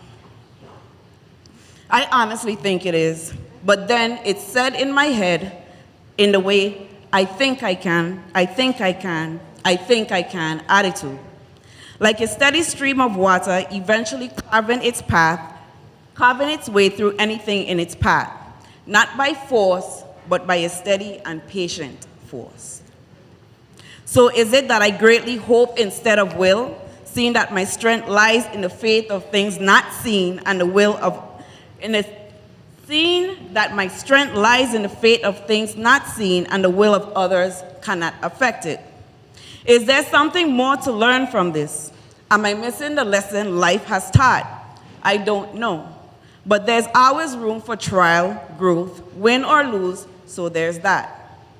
I feel my body betraying me to this anxiety that is being triggered from an outside force that seeks to disturb my peace and wholeness. My lips spasm and twitch. My body involuntarily quakes. My teeth chatter and grind. My jaws clench, my eyes close. I forget how to breathe, and sometimes I stop breathing altogether. My neck feels like hands are squeezing ever so tightly, squeezing and releasing, squeezing and releasing. Am I afraid? Yes. But it's not in the innate sense. It's more like a battle cry for justice that I cannot erect on my own. A soul cry of an understanding heart in a world where so many want to be understood and so few are willing to understand. Now, I'm 34, and a lot of the things that these young women and young men said still trigger traumatic events in my mind.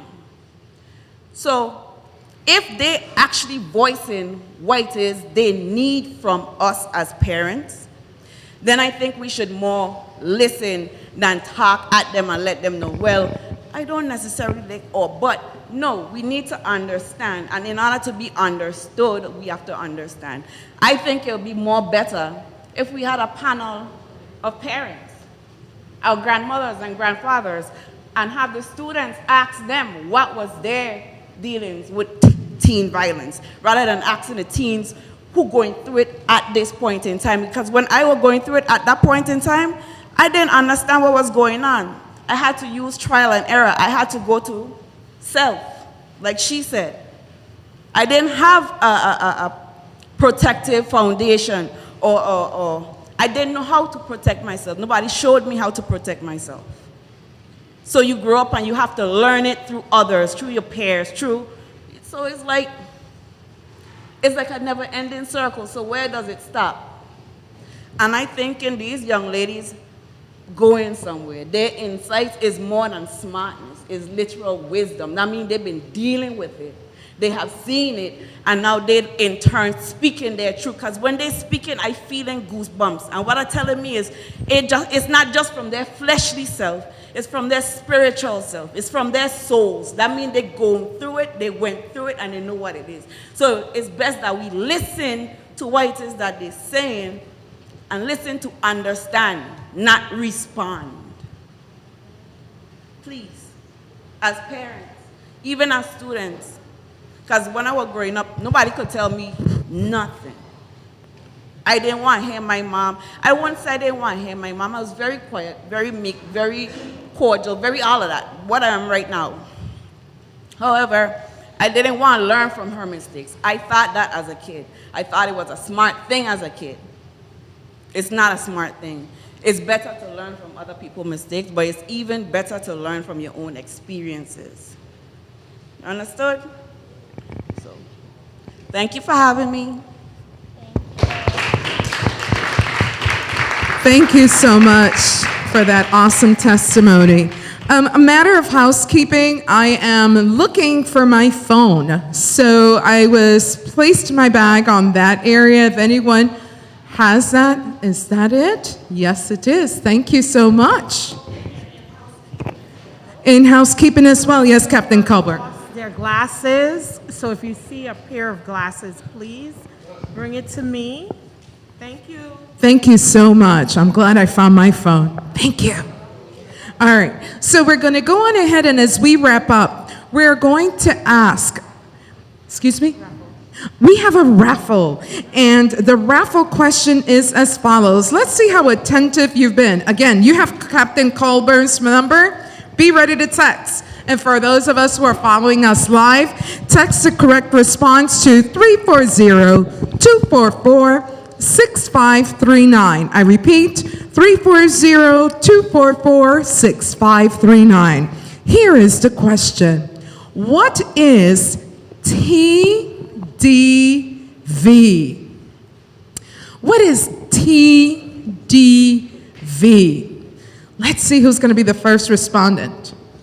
Captain Colburn? T as in Tom, D as in David, V as in Victor. We've been talking about that today.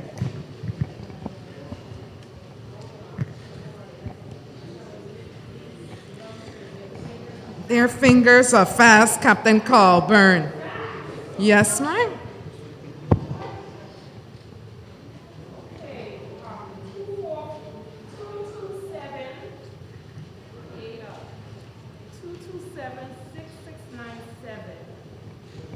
Who's 227?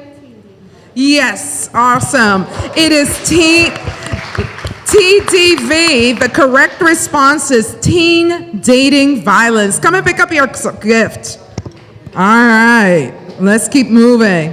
The next question that we're going to go on ahead and have the raffle for, be able to text your quick response to 340-244-6539. What is the best way to help a friend with TDV, a person who is involved in a relationship with TDV?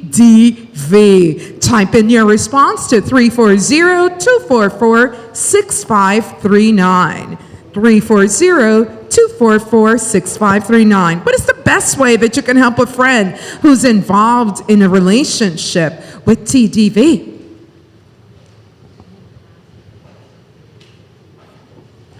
Okay, let's go. Do, do, do, do. All right, Captain Colburn, any responses yet? Uh-huh. From 205-821-7091. Be there to listen. Awesome. Yay! And she's been so active during this whole summit. Thank you so much and congratulations. Next prize, next question. What is a program on St. Thomas or St. John that can help you with TDV? Where can we go as a program? What is a program on St. Thomas or St. John that could help you with TDV? Let's hear it. All right, we got these excellent door prizes. We want to give them away. Who's typing in? Remember, text your answers, 340-244-6539.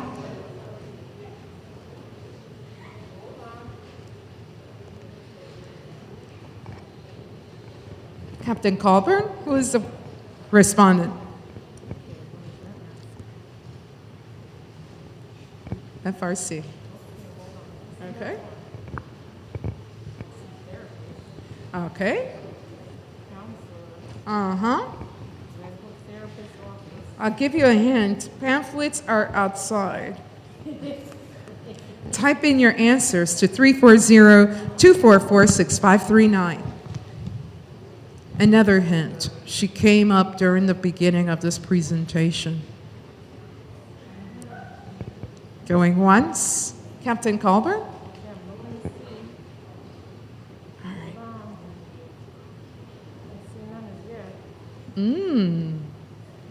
Okay. Okay, all right, and where did that answer come from, Captain Colburn? It came from 7323. 69078? 7323. Awesome. All right. Some of the resources that we have readily available here in the territory are the Family Resource Center and DVSAC certainly are here to help you in addition to your schools and your parents, even though you say that there's a disconnect, but certainly a program that is readily available is the Family Resource Center and DVSAC. Thank you so much. Next question. For a door prize, does TDV increase the risk of sexually transmitted infections, or STDs, sexually transmitted disease. I repeat, true or false? Does TDV, teen dating violence, increase the risk of sexually transmitted infections or sexually transmitted diseases? Is it true or false? Please text in your answers to 340-244-6539. Let's go. I love this technology use and also being in touch with the live audience that's also chiming in as we engage in this wonderful summit hosted by the Crime Prevention Bureau of the Virgin Islands Department of Police today. So we say thank you. And thank you for the Department of Education for allowing our students and DVSAC and all the community partners, as well as the Department of Human Services, who are here to assist in this endeavor and this great activity for our Virgin Islands youth. Yes, Captain Colbert. What's your answer? And I'll give you my answer. Is it false or true? I think it's okay. If it's true, then we have 407-247-2020. All right, who's got that? And he deserved one from before, so yes, thank you so much.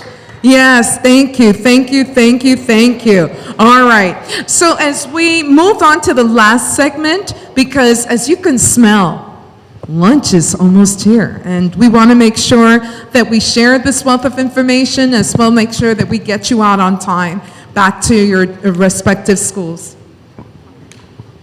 Okay, so we're going to try to do some musical cheer because it's important that you eat, but it's also important that we continue the conversation. So we're going to do what we call a working lunch.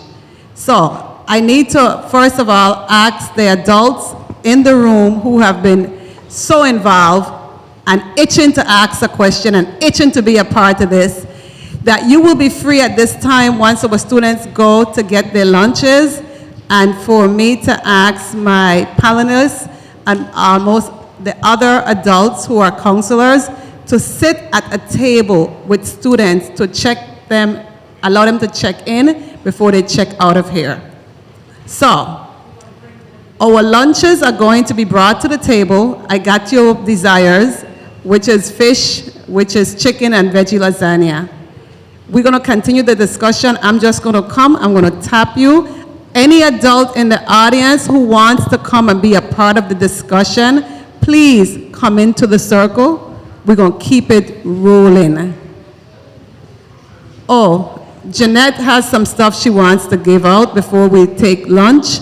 So Ms. Jeanette Jean-Baptiste from the DVSAC. Only to the panelists, she is saying. The student panelists. So Jessica, me, and Roland, and Sarah, all of we are left out of this.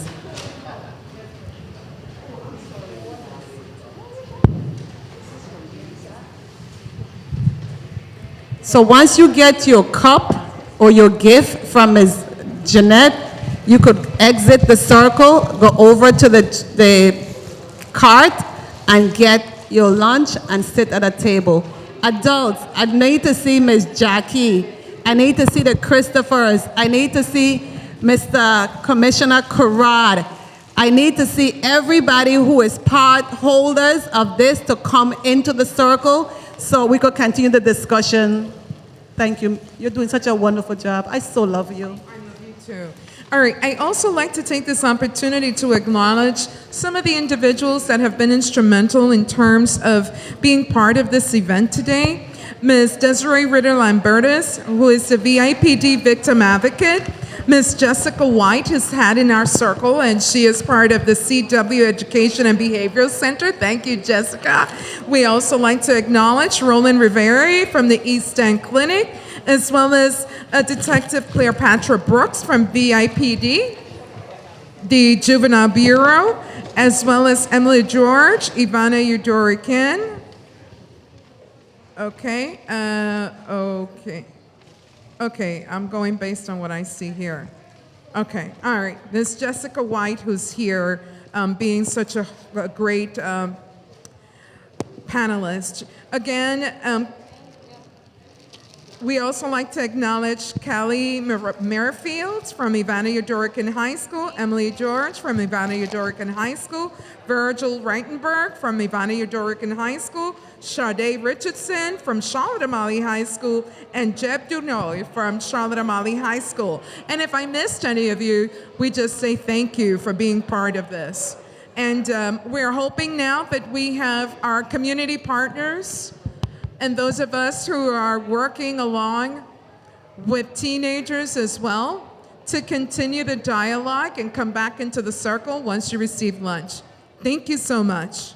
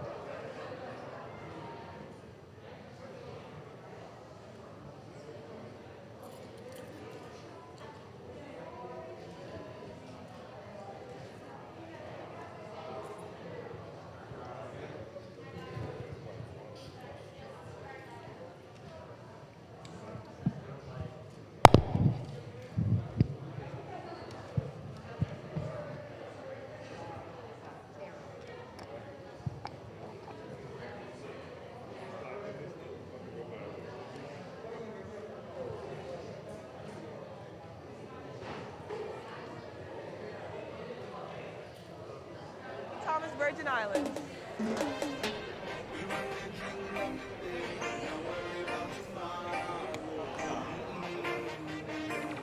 She doesn't change based on where she went and the things that she has accomplished.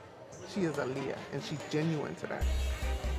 We want that when the world hears her story and sees where she came from, that they're gonna know there's so many more Aaliyahs on this island. Hi, everybody. Hi. Okay, so we have a bit of a mix-up. We are taking the students' orders by the tables that they were sitting in. So can we please Without have many them options sit for to their... leads on the island, Aaliyah was often the only girl on the team. By middle school, Aaliyah was hooked on the game. Where's little Aaliyah? I want to see. Oh my gosh. No. Oh, you look cute. I knew I was good. You're tiny. And I was the tallest. Oh my gosh, you're in 6th grade? Yeah. Attitude. I You're was owning ready, that room yeah. right now. That's me. Look at my socks. Oh, Do you see my socks? They were up to my knees. The And my socks knee are- pads were volleyball. If there was anything to be embarrassed in here about, it would be these socks. So this is where it all started. And even after school, just my mom would bring us up and be like, all right, let's shoot. This is outside courts. I love it. The heat used to be booming. Okay? You got to sweat in by walking up the hill. When did you start coaching her? She was in 6th grade. 6th grade. Coach Bruley just with my shot, helping me to develop from a nice little two-hand jumper to the proper way. And I saw some signs in her, right? In 7th grade, I told her mother she was a D1 prospect. In 7th grade, Yeah. you saw something in her. Yeah, I told her mother she had to get off of the island. Honestly, she was way better than all them girls. You play the same teams over and over and over. And so you know what, everybody know what the next person is going to do. So your ability to play competition outside of that circle is non-existent. She needed an opportunity to see who she could become.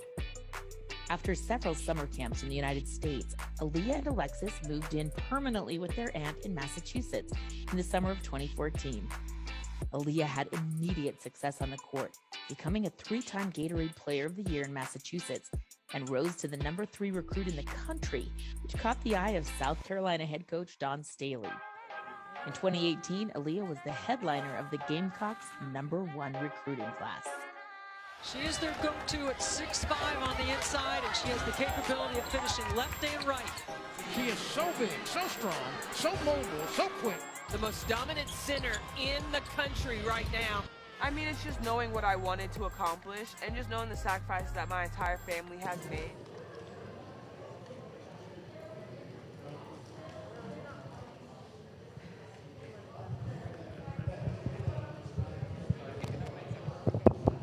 Yes, good morning, everyone, once again. Again, my name is Rodney Corrad. I was the former police commissioner. I was with the Virgin Islands Police Department for 28 years. I was police chief for 5 years. And again, this forum was an excellent forum. I wish we could have them every week. You know, I think you all touched on many subject matters that needed to be touched on. I wish I would hear a little bit more about peer pressure, because peer pressure is another serious situation that our young people face, especially in the schools. You know, peer pressure leads people to do things that they really don't want to do. Instigation is another one, and of course, retaliation. Those are the three words that we got to be real careful with, especially when it comes to the young people. As you are aware, in our community right now, we have a lot of major incidents, including murder, that occurs because of this word called retaliation. So, you know, we don't want this to continue, and the best way to get to the problem is to start with the young people so they don't follow in the path of others. But again, this was an excellent, excellent forum. You know, I'm glad to be here on behalf of the Puerto Rico U.S. Virgin Islands HIDA, where I work for the overdose response strategy. I started in July 1st in this position. And you all are going to be hearing a lot about the Puerto Rico U.S. Virgin Islands HIDA and the HIDA initiative that we have in store for the high schools throughout the territory, not only in the St. Thomas St. John district, but in the St. Croix district. So you'll be seeing us here in the very near future.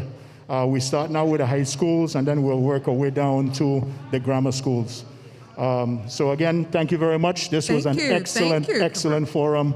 And I wish we can do these a little bit more often, because like we always say, our children are the future. No matter how you look at it, they are our future. So we need to guide them right the best we can. Thank you so much, Mr. Karad, for your inspiring words. Next, please, we're going to try to minimize the feedback to maybe 1 or 2 minutes. And the reason being is because we want to afford everyone the opportunity to be able to share. What has been your take on this summit, Teen Summit that we're hosting here today? And what agency do you represent? And how do you see yourself fitting into all of this? Okay, good. My name is Williams, and ARTC in Oregon High School. And I just next door. This was a great bridge the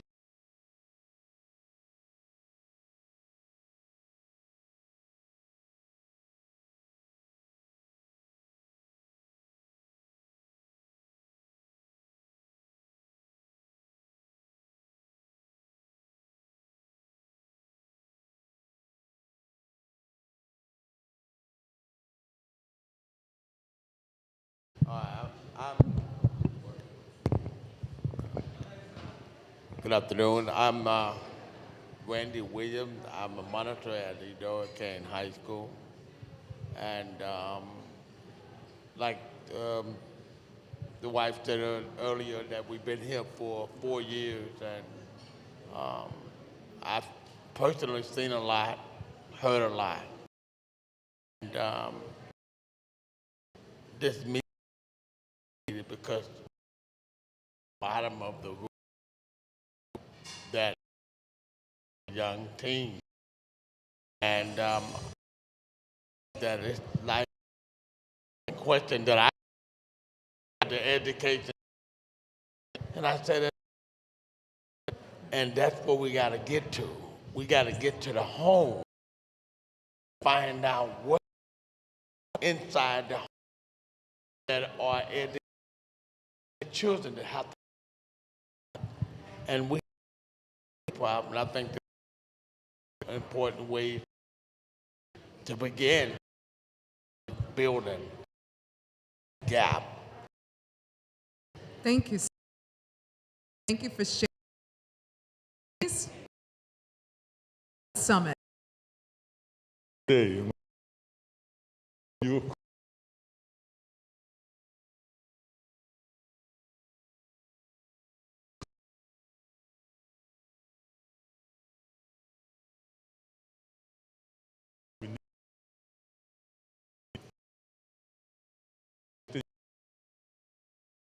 people in the world right now in the community need this type of stuff, as well as the parents, like I said, because We do stuff like counseling in the same topics, and we have more, but we'll not go too deep into it because we are around the field. My wife is talking next. She's a co-founder, and one of our main admin person is here, so I won't talk too much. I'll let them do the talking. Thank you so much. If we could just hold down the noise on the area in the back. I know that we're serving food, but we want to provide our viewing audience as well as those in our communities that are now sharing the opportunity of being heard and giving us some feedback in reference to this Teen Dating Violence Awareness Summit brought to you by the Crime Prevention Bureau of the Virgin Islands Police Department. Yes, ma'am. Good morning. My name is Arlene Christopher. I'm a pediatrician and I'm the vice president of Youth Arise, my husband. And this was an excellent forum. And one of the things I'm very happy about is that we had the youth participate and we were able to hear their voice. Our program is really interested in allowing our young people to voice their opinions and be heard. We are called Youth Arise because we want our young people to arise to their potential. And this was an excellent way that we can start that trend and that ability for them to become and take their positions in our community. Thank you so much for all that you all have done. Thank you for being a service provider to so many of the children here in the Virgin Islands. Thank you so much for what you do as well. Magic, let's hear from you. Good morning. My name is Alison Cricky.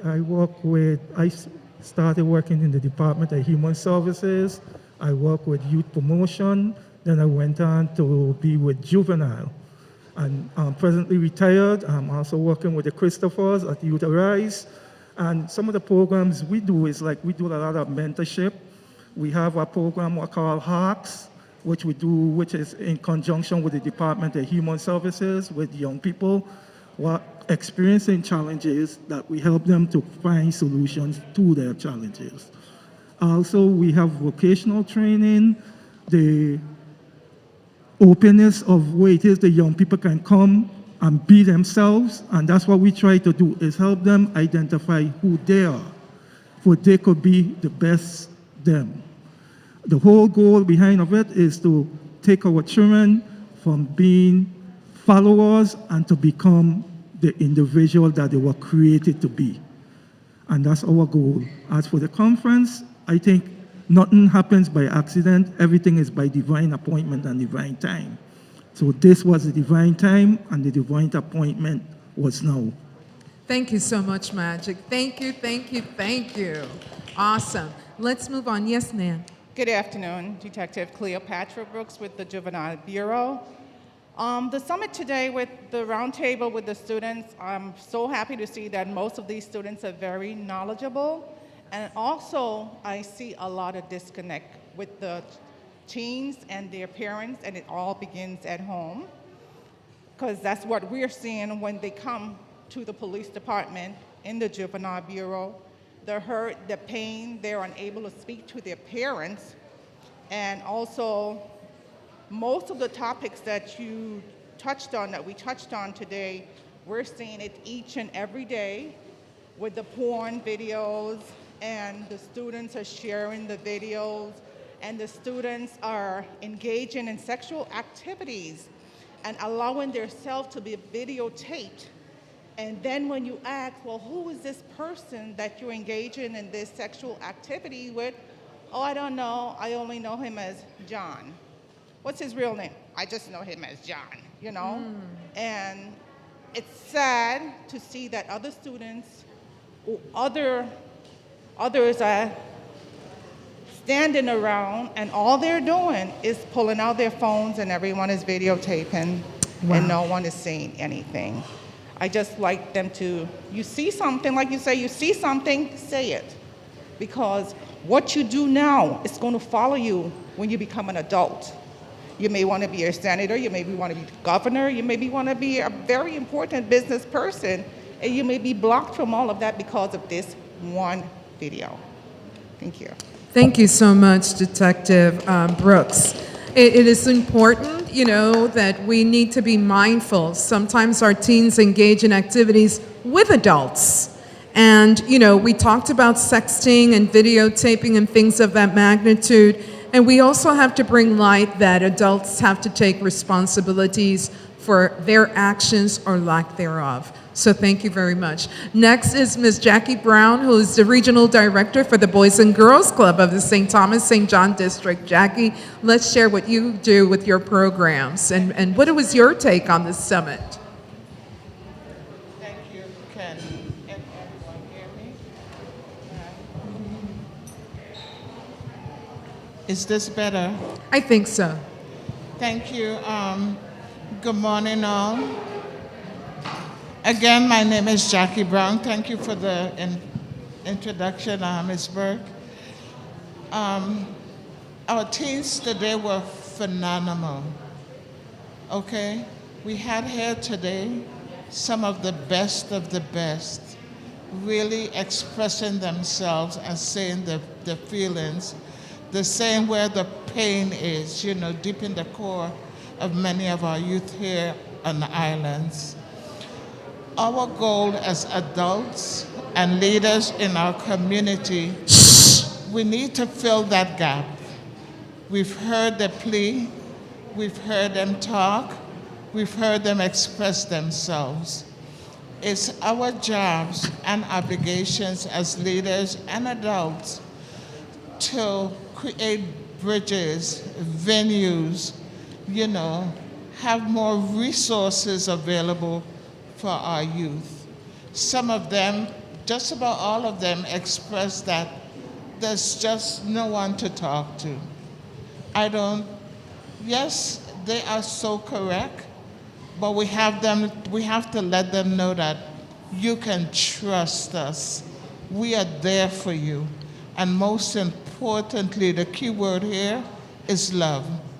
We have to let them know that we truly and deeply love them, that we see them as a leader and an asset to our community and to our families.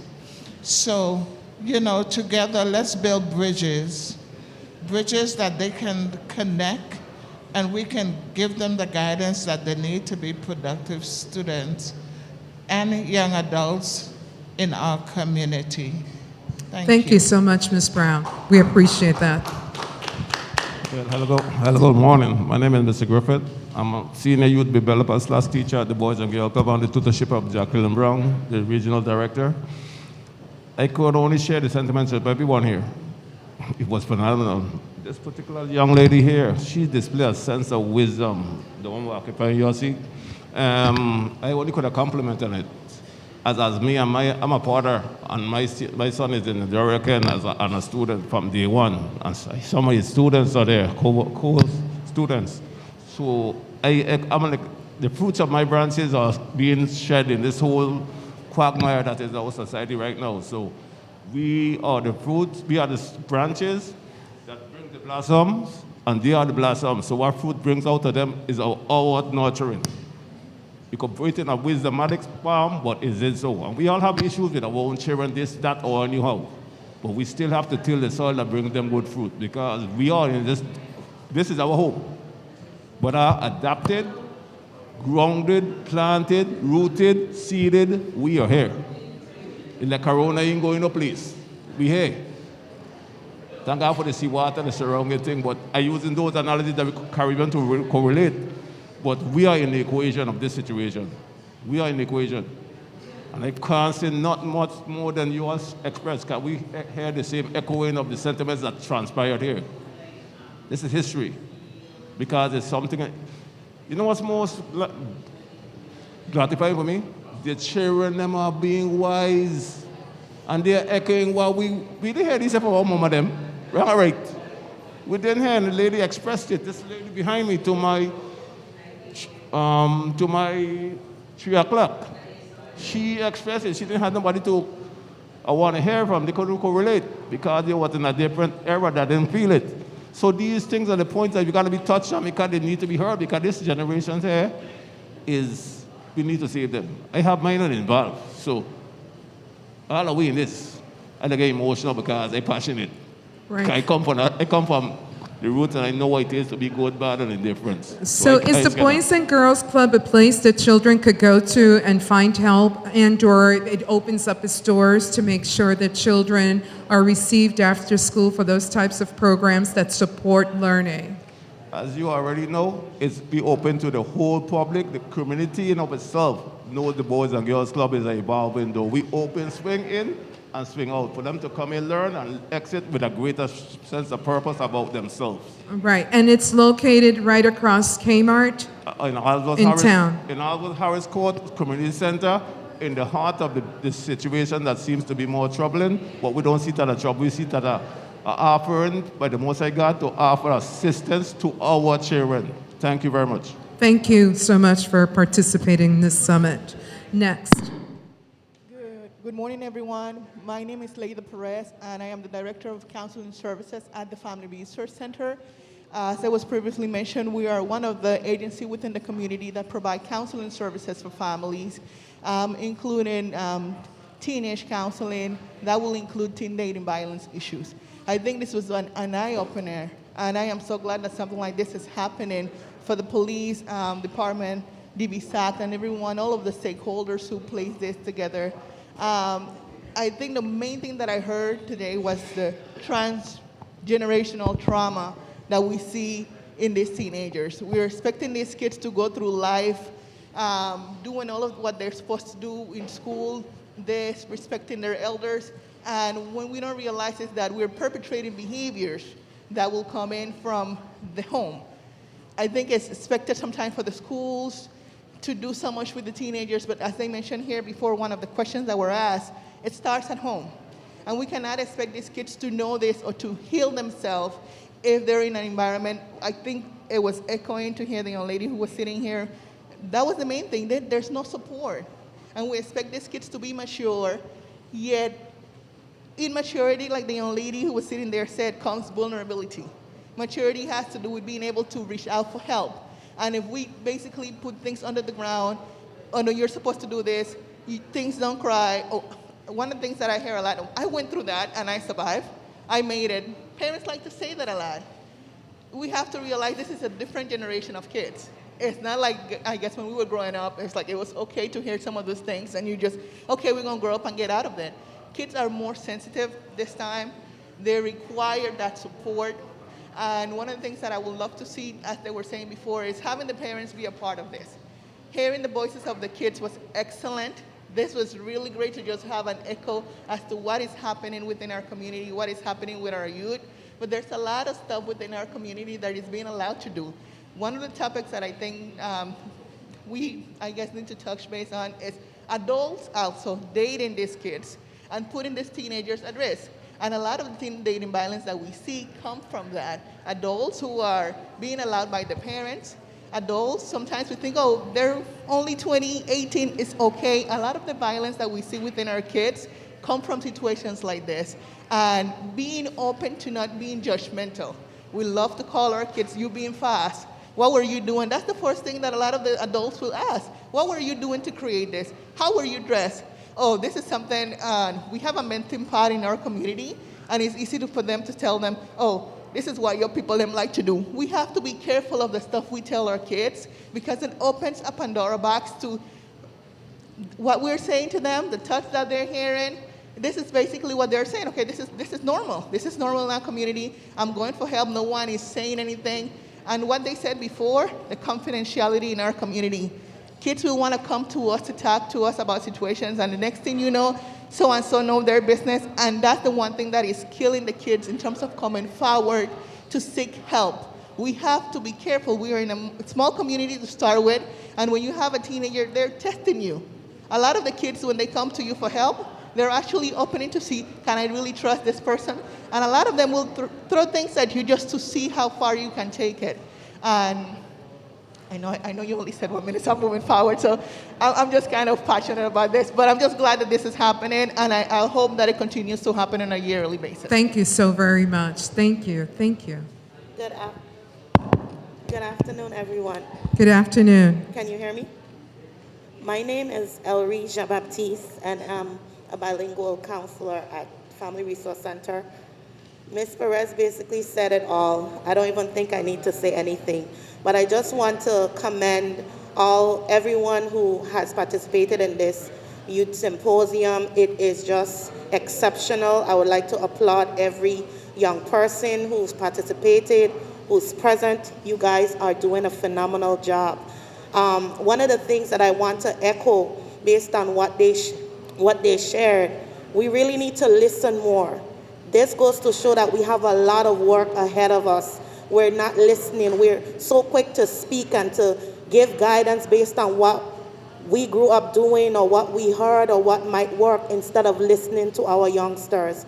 Our youngsters have a lot of wisdom. They're spoken and they really deserve to be heard. And I hope that each and every one of us, what we're going to take from this is that we need to listen to our youths. Our youths have a lot of knowledge. They have a lot of things that they're experiencing on a day-to-day basis. And we need to be able to work cohesively with them, not to judge them, as my colleague said, but to listen and listen attentively to decipher exactly what's going on, and so we can know what course of action to take. Another thing I would like to share, I think our parents need a lot of training, because a lot of the behaviors or a lot of the responses that we get from parents is based on what they were taught or what they were not taught. They tell you, this is how I grew up, this is all I knew. And a lot of parents, they do mean well, but they don't know any better. So we really need to engage them. We need to encourage them to be part of something like this, so that way they can hear and also they can reevaluate their methods on how they listen or how they talk to their children. Thank you. Thank you so much. Thank you, thank you, thank you. And we're going to go to our speaker right here. Thank you. Good morning. My name is Sergeant Gittens. I'm with the Virgin Islands Police Department, Crime Prevention Bureau out of St. Croix. I've been working with youths for about 40 years. During that time frame, a lot of the complaints and the concerns heard by the young people today that they have brought forward, I've had to deal with it. I actually had to go into homes, sit with people for hours, and help them through the situations. I understand, I feel it. I had to share tears with some of them from time to time. Today, I'm also working with the police department under the Police Cadet Program. The Police Cadet Program is a preparatory program that prepares young people for the career in the criminal justice system, not just to become police officers, but to work within the criminal justice systems. Whether you be working as a clerk in the court, police officer, corrections officer, FBI, this is a preparatory program. They also teach them here how to work with each other when you have crisis and problems that we're talking about here. I'm proud to be part of the Police Department Police Cadet Program, and if anyone out there is interested in helping their peers, helping the community, the Police Cadet Program is a good start. Come and check us out at the Crime Prevention Bureau and get some more information. By next week, the 12th, we should have a lot of this information at all the different high schools. So you can also get an application, fill it out, get in contact with myself or Captain Colburn, and we'll get you on a path in the criminal justice system and make you a peer that can help your peers through their crisis. Thank you. Yes. Well, thank you so very much. I just want every service provider that is here in the circle to please, there should be a sign-in sheet. Give your information so that these students, these youths are able to have a phone number that they could use in case they need help, like the Family Resource Center. We need your number. We also need the numbers of VIPD members that are involved with youth programs that are here to facilitate and assist. Certainly, Doc, we need your number to make sure that the students are referred. And I think Ms. Ford, from Education, Jerry, I think the message resonated itself, not only from the point of view from our students, but as well from our inner circles here with adults, that additional parent training is needed in our community. It's not about just having these dialogues and exchanging ideas and then we all go out to business as usual. The information that was shared by our panelists, and let's give a round of applause because these young people really today did an exceptional job. Thank you. It resonated and it touched my spirit. When I hear youth saying to us, parents don't listen, you're telling us to go to parents, right? But parents don't listen. You're asking me, why is it that children are violent? Well, it starts at home when my parents are beating me. So that sends a message. And I know that the Department of Education has always been one of our partners, as well as the Department of Human Services. We also lend ourselves to be able to conduct parenting classes. But I think it behooves us to really now take this to the next level. You know, we have these great young people come in and share, but the parents also need to hear. So I think it's imperative for us to keep that connection going. All right, so at this junction, I would like to thank each and every single one of you who joined our inner circle, and then would like to welcome back our panelists as we wrap up for the next 5 minutes or so. So panelists, please, we're doing a shift. Panelists, please come back and let's just chat a little bit for the next couple of minutes as we wrap up this excellent Teen Dating Violence Awareness Summit. And as we're transitioning, I would be remiss if I didn't share these insightful words. Hitting is not love. Mind games is not love. Put-downs are not love. Stalking is not love. Jealousy is not love. And controlling is not love. Those are not indications of love. So please love yourself enough that when you are seeing this, if you are in a dating situation, to walk away from it. So please, again, panelists, if you can come and join us as we finalize this excellent Teen Dating Violence Awareness Summit, sponsored by the Crime Prevention Bureau of the Virgin Islands Police Department, as well as our community partners, the Department of Education, Department of Human Services, and so many entities here today that are making this summit such a great success. As we are looking into the topic that we're getting ready to tackle, it talks about another pressing issue that's going on in our community. And we're going to end off this summit with the topic of two topics briefly. One, youth violence, and then gang violence, because it is all relative to what's impacting our teens today.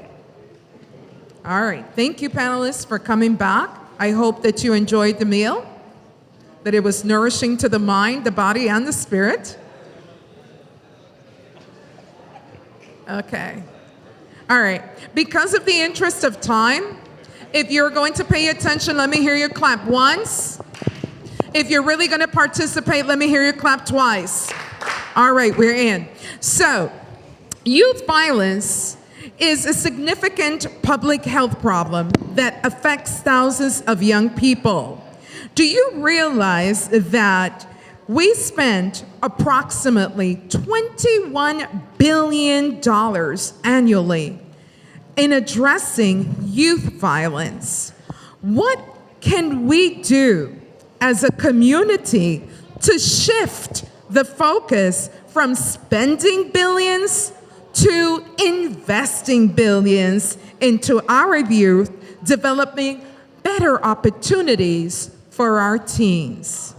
Youth violence cost us an estimate of $21 billion. Could you imagine what our lives would be like if we were to invest $21 billion in opportunities for teens? What would that look like?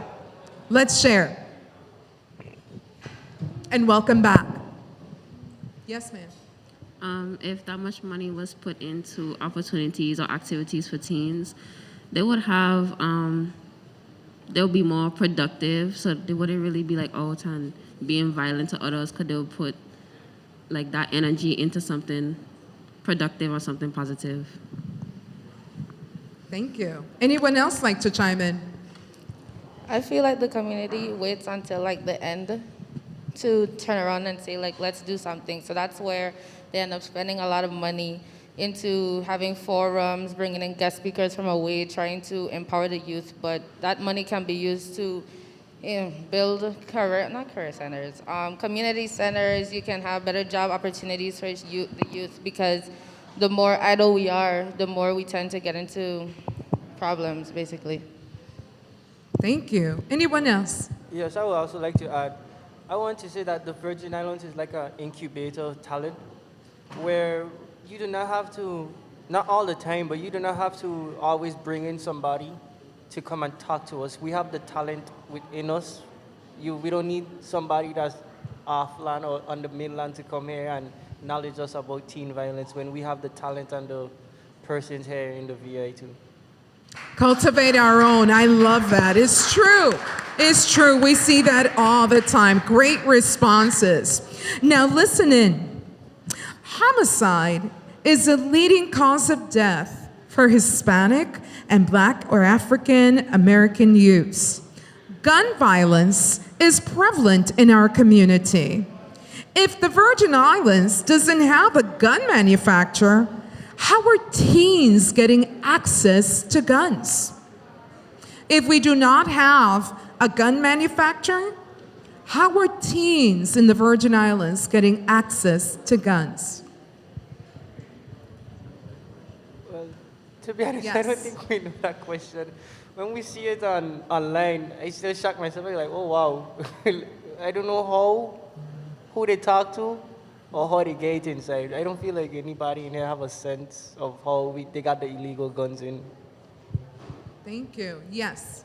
I'm not too sure, but I think people get all of these like big guns like through insiders, especially like there's like some dirty cops like everywhere in the world. So like they could like talk to them and then, you know, sort something out to like get all of these big things. Interesting. Interesting. Anyone else like to share? Yes. I personally feel like they're smuggling it in through like boats and stuff, and based on corruption in the government. And I feel like the island is too small to have so many violence, because it's not many of us. So I feel like the people who are bringing, they know, but they're not making an effort to put a stop to it. I love that response. Give her a round of applause. We got to start looking at things from a different lens. We know that there's a problem. If we don't manufacture guns, then how are they getting here so that subsequently teens are using it to commit crimes? We're going to touch bases now on gang violence. We all know that in our community, we've been plagued with gangs. One of the things that can greatly increase the chances of your teenagers or young teenagers becoming involved in teen violence is involvement with gangs. Gangs account for a majority of serious violence in the United States and here in our territory. These gangs are not shy about recruiting teens. Why do you think teens in our community join gangs? Why do you think teens in our community join gangs? Protection. Yes. Protection. Protection, okay? Family. We can't hear. Family. Family, they like the sense of family. Yes, anyone else? Camaraderie. Camaraderie, family, okay, anything else? A sense of being wanted, like they want to find a group for themselves. A sense of belonging, a sense of being liked. All right, thank you so much. And then if a gang provides us a sense of belonging, provides us camaraderie, provides us a sense of protection, should that not come from home? Questions that need answers, hashtag. Right? All right, let me also continue. What are some of the warning signs of gang involvement? What are some of the warning signs that we see here in our community of gang involvement? We see it, yes. I feel like cliques within school, and also like, you know how we have like Ken and Charlotte, and it's like, there's like, oh, I'm not gonna go Ken because I don't like the kids that live in like the Bavoni projects or like other country projects, and it's like the same as Ken students. Oh, I'm not gonna go Charlotte because of the town kids. And we see that all the time. What else do we see? What are some warning signs that we can see or that you know of that you need to let us know? Yes. Is her mic working? Hello? All right. Can someone lend her a mic? I would say a lot of fighting. Yes. The writing on the walls. We see it. We see the gang symbols on the walls sometimes when we go into our hallways and corridors or even buildings as we drive around in our different areas. Yes. I would say gang banging or like throwing up gang signs and associations with colors or patterns. Right. We often see the differences in colors, bandanas, and all kind of stuff. So that's another similarity, yes. Also, the communities such as like Bavoni, Tutu, McBean, warring against each other. So I feel like the community plays a major role in violence that deals with gangbanging. The rivalries between the communities, you're saying, that really is something that is seen. So I have a question, right? And maybe it's me. Do you own, and this is open up to everyone, this is addressing the housing community. If you're living in housing, do you own that housing complex? No. If you live in Pavoni, do you own Pavoni? If you're living in Oswald Harris Court, do you own those units? And if you're living in ghettos, do you own those either? So if the answer is no, why are you feuding? It don't belong to you. You are a member, a resident of those different housing units. I protect what's mine. If I didn't buy it, I can't protect it. But I understand what you're saying. And I'm thinking that we need to start looking further and bringing a mix, just like we have today, because we are too small in rivaling with one another on that end. Yes.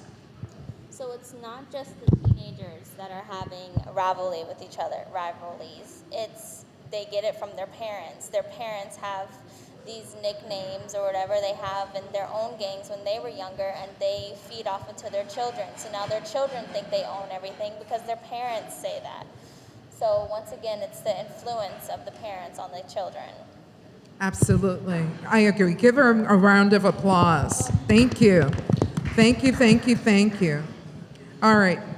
So as we come close to the end of our panel discussion, I have about 3 more questions to pose to the group. What are some of the negative effects of joining a gang last long after gang membership? What are the long negative lasting effects that last after gang membership ends? Sometimes you might be part of a gang, or a posse, or however you like to call it these days. But there are some long-lasting effects. Let's talk about that. Yes. For me? Oh, death. Okay, who's gonna take that? Oh, I said death. Death, Yeah. absolutely. We all know someone, raise your hand in the circle if you have someone that has been involved in gang rivalry and has lost their lives. A friend of a friend of a friend. Right? Okay. So we all know someone that has been impacted in a negative way. What else? In addition to death, long-lasting effect. I can't hear. Like they don't fight you or try to hunt you down and stuff like that. Oh, they don't try like fight you or hunt you down, depending. Thank you. Thank you so much. Thank you. Thank you so much. And we want to continue to encourage you to sway you away from antisocial relationships that sometimes ultimately lead to what this young man said, to death. We understand that it's a sense of belonging, protection for whatever reason, but it leads to something that even could be sentence of a lifetime. During the course of my experience in working with youth such as yourselves, I've lost within the past 15 years, right here on St. Thomas, Virgin Islands, 171 males to accidental death. Accidental death means that not someone who was sick and as a result of an illness they died, but some were due in part to gang violence, teen violence, and community violence. So if I am speaking to you and we're all having this dialogue, I want you to know why this means so much to all of us. Losing 171 students from the VI don't make any sense. As we wrap up, what can be some personal consequences of joining gangs? Personal consequences. Every action has a reaction, and there are consequences. What could be a personal consequence? Alienation in your day-to-day life. You can't have communication with certain people because they might oppose your gang. Thank you. Anyone else wants to build on that? Yes. Okay. Personal consequences would have to be innocent lives being involved, such as, say, two people are beefing with each other, so the other person would want to get revenge on them by attacking their family member or friend, if you know what I mean. Right. Okay, thank you so much. Innocent lives being lost, and we've lost enough. We don't want to continue to lose anymore. And so, my last question I pose to you. Out of all the things that we discussed today, we started with the topic of teen dating violence awareness. And we went and we explored bullying. We went and we also talked about sexting. We also talked about teen violence. And lastly, we addressed the topics of gangs. What do you know that you know that you know that you know after interacting in this panel? One thing that you're walking away through these doors that you know. Give me one thing as we wrap up. I'm going to actually make sure that everyone asks, so I'm going to start with you. One thing.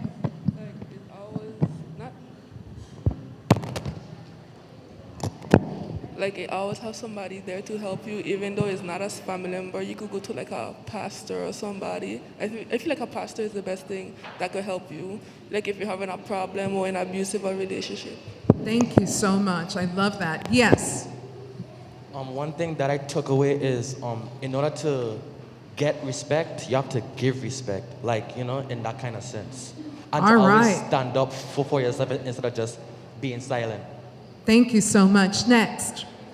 It's okay to use your voice to help others if they can't find their voice at the time. Thank you so much. Next. As teens, we need to take the steps into like breaking those generational curses that our like grandparents or great grandparents have set in these like Caribbean households and try to change things to have a positive outcome. Awesome. Next. One thing that I can take away is that communication is key in different types of relationships between your parents, your partner, a teacher, or any other individual. Beautiful. Next. Our actions really do speak volumes, and it's important to watch what I do and say because it affects other people. Awesomeness. Next. That changing always could be better for the next generation after us. Beautiful. Next. Don't be a bystander, don't be a do-gooder. If you see someone getting bullied or being picked on, tell someone, talk about it. You don't have to be labeled as a snitch. Beautiful. I would like to take this opportunity to thank each and every panelist that participated today during our Teen Dating Violence Awareness Summit. You guys are just awesome. So please, audience, stand up and acknowledge the product of the Virgin Islands. You know, these adolescents are really the voice of our community. And they are crying to you to say, please listen to what we have to say. Ladies and gentlemen, it has been indeed a great pleasure of serving as your moderator today. Ms. Lambertus is showing me.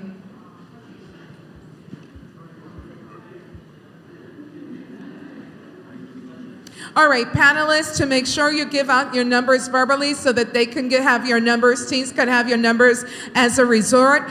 Captain Colburn, thank you so much for putting this event together from the Prevention Unit, or Crime Prevention Bureau. Thank you so very much. We still got 4 of these. All right, and I'm just gonna go and pick random questions. Well, you know what? Let's see. We had, let me just go on ahead. Yes. Mr. Rowling, go ahead. Give out your phone number, and then right here, Miss. Again, I'm Roland Revere. Miss White. I'm Roland Revere, one of the clinicians at East End Clinic. I can be reached at 340-775-3700. We specialize in individual and family therapy. We also do, we have a psychiatrist on hand, so if you know anyone who needs individual therapy, counseling, please give us a call. Again, our number is 340-775-3700. And my name is Jessica White from the JW Behavioral Center, and I see children, adults, young ladies, young boys, little children, old people, individual, family, dealing with anger management, substance use. We're also seeing individuals who have had domestic violence, any type of abuse. We are there, ready, and available for anyone. My telephone number, though, is 774-2932. 774-2932. And that's the JW Behavioral Center. Thank you so much. All right, now I have 4 gift cards to give away. One kind of bullying. 1, 2, 3. Yes. Did you have one of these before? No? No. Say it. One type of bullying. Emotional. Come on down and pick up yours. Let me just address these. Next, give me another type of bullying. Verbal bullying. Who has not gotten a card? You have gotten a card yet? Okay, come on down. Cyberbullying. Cyberbullying. Let's go. All right. Give me one consequence of sexting. One consequence of sexting. Who has not gotten a card yet? Yes. Absolutely. Come on down. Okay. Give me, let's see. Give me one thing. Give me one thing. Give me one thing. What are some signs of negative and unhealthy dating relationships? Give me one. Yes. We love you. Come on down. Thank you so much, and give yourselves a round of applause. At this point, I'd like to turn it over to a Detective Cleopatra Brooks, who has some insightful remarks. I just would like to give the number for the Juvenile Bureau. Yes, please.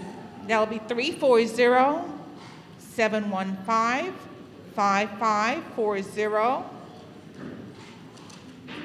or 5542. or 715-5543. Thank you.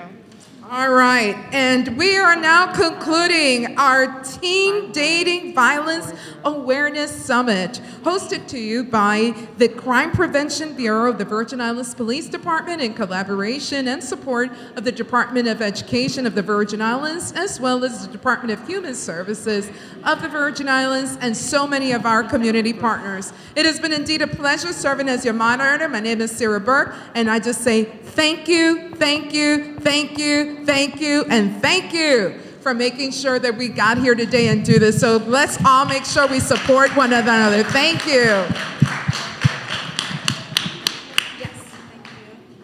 Hi, everybody.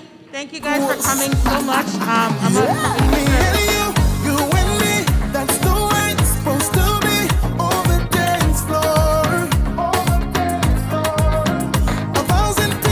We've been together for some time now, soon to be married. I think we're ready for a family of our own. I knew that when I proposed that she'd be ready for us to have a child, but knowing that I carry the sickle cell trait, I may have a few questions that I need answered first. Sickle cell disease is an inherited red blood cell disorder in which the red blood cells are abnormal. As a result, there aren't enough healthy red blood cells to carry oxygen throughout the body. Having sickle cell disease doesn't mean it's the end. Learn ways to manage your sickle cell disease. First, know your status by getting tested. Do you carry the sickle cell trait or genes? If you do, then follow the regimen advised by your clinical professional and practice a healthy lifestyle. You can live well as a sickle cell patient. We were nervous at first, but now knowing our status, carrier and non-carrier, Now we can finally have a family of our own. sickle cell didn't stop us. And it shouldn't stop you.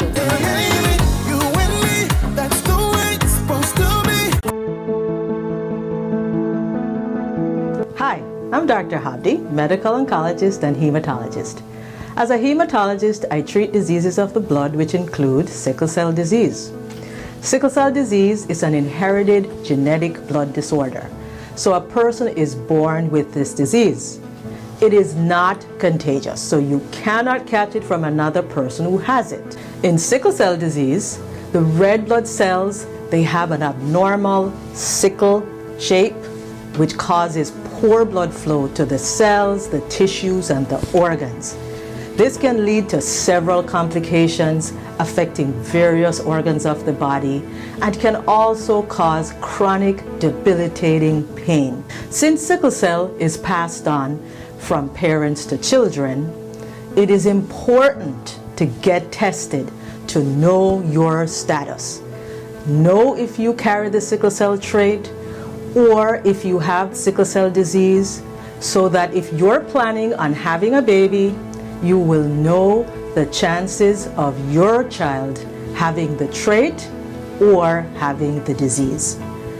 If you have sickle cell disease, you should learn how to manage your sickle cell disease, and you definitely need to have a doctor who's knowledgeable about caring for people with sickle cell disease. I work along with Department of Health Chronic Disease Division, and together we work to educate and inform you, the public, about sickle cell disease, how to manage your disease, and where to go for help. Having sickle cell disease does not mean it's the end. By early testing, information from a clinical professional, and living a healthy lifestyle, you too can live and grow positively as a sickle cell patient.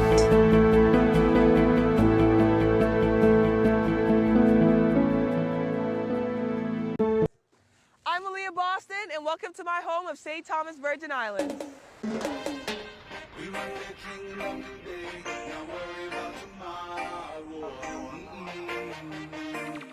She doesn't change based on where she went and the things that she has accomplished. She is Aaliyah, and she's genuine to that. We want that when the world hears her story and sees where she came from, that they're gonna know there's so many more Aaliyahs on this island.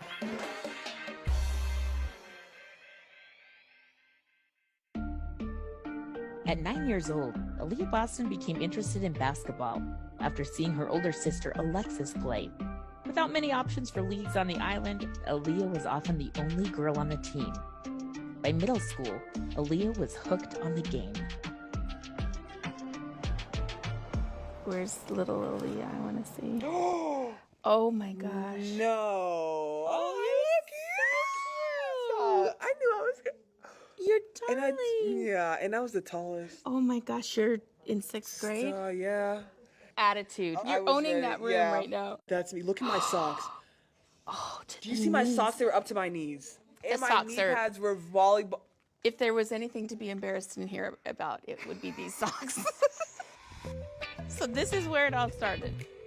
And even after school, just my mom would bring us up and be like, all right, let's shoot. This is outside courts. I love it. The heat used to be booming. Okay? You got to sweat in by walking up the hill. When did you start coaching her? She was in 6th grade. 6th grade.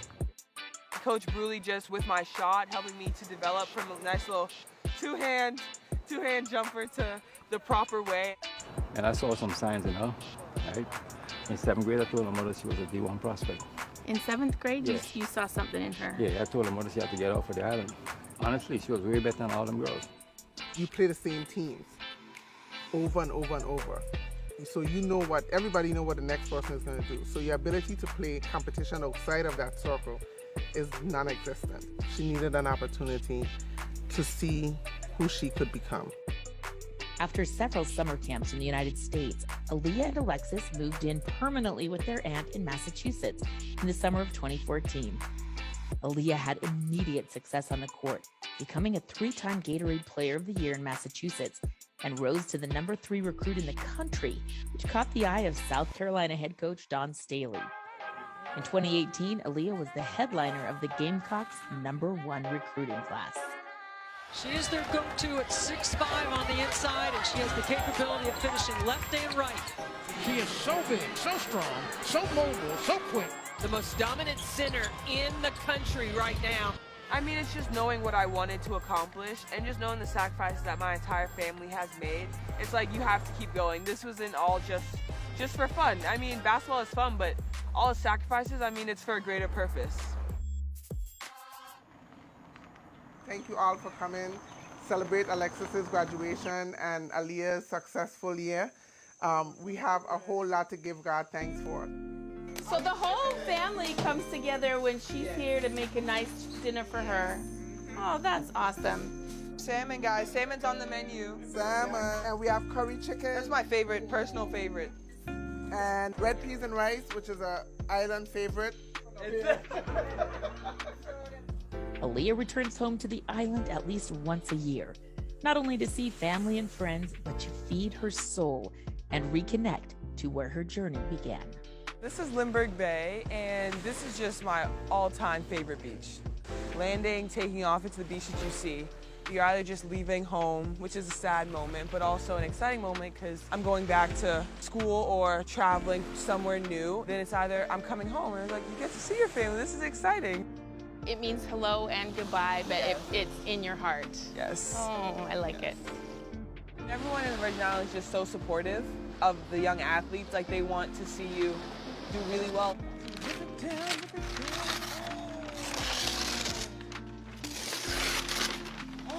We chose to have a high school jersey for you because you are the most decorated high school basketball player from the Virgin Islands in our history, so I wanted your high school accomplishment. So there it is. It's gonna be... Yeah, it's gonna hang right over there. These are the goats in here. Everyone knows that I left here when I was young to be a successful basketball player. But I want to just show them that all of this was so that I can continue to make them proud. I'm Aaliyah Boston, and welcome to my home of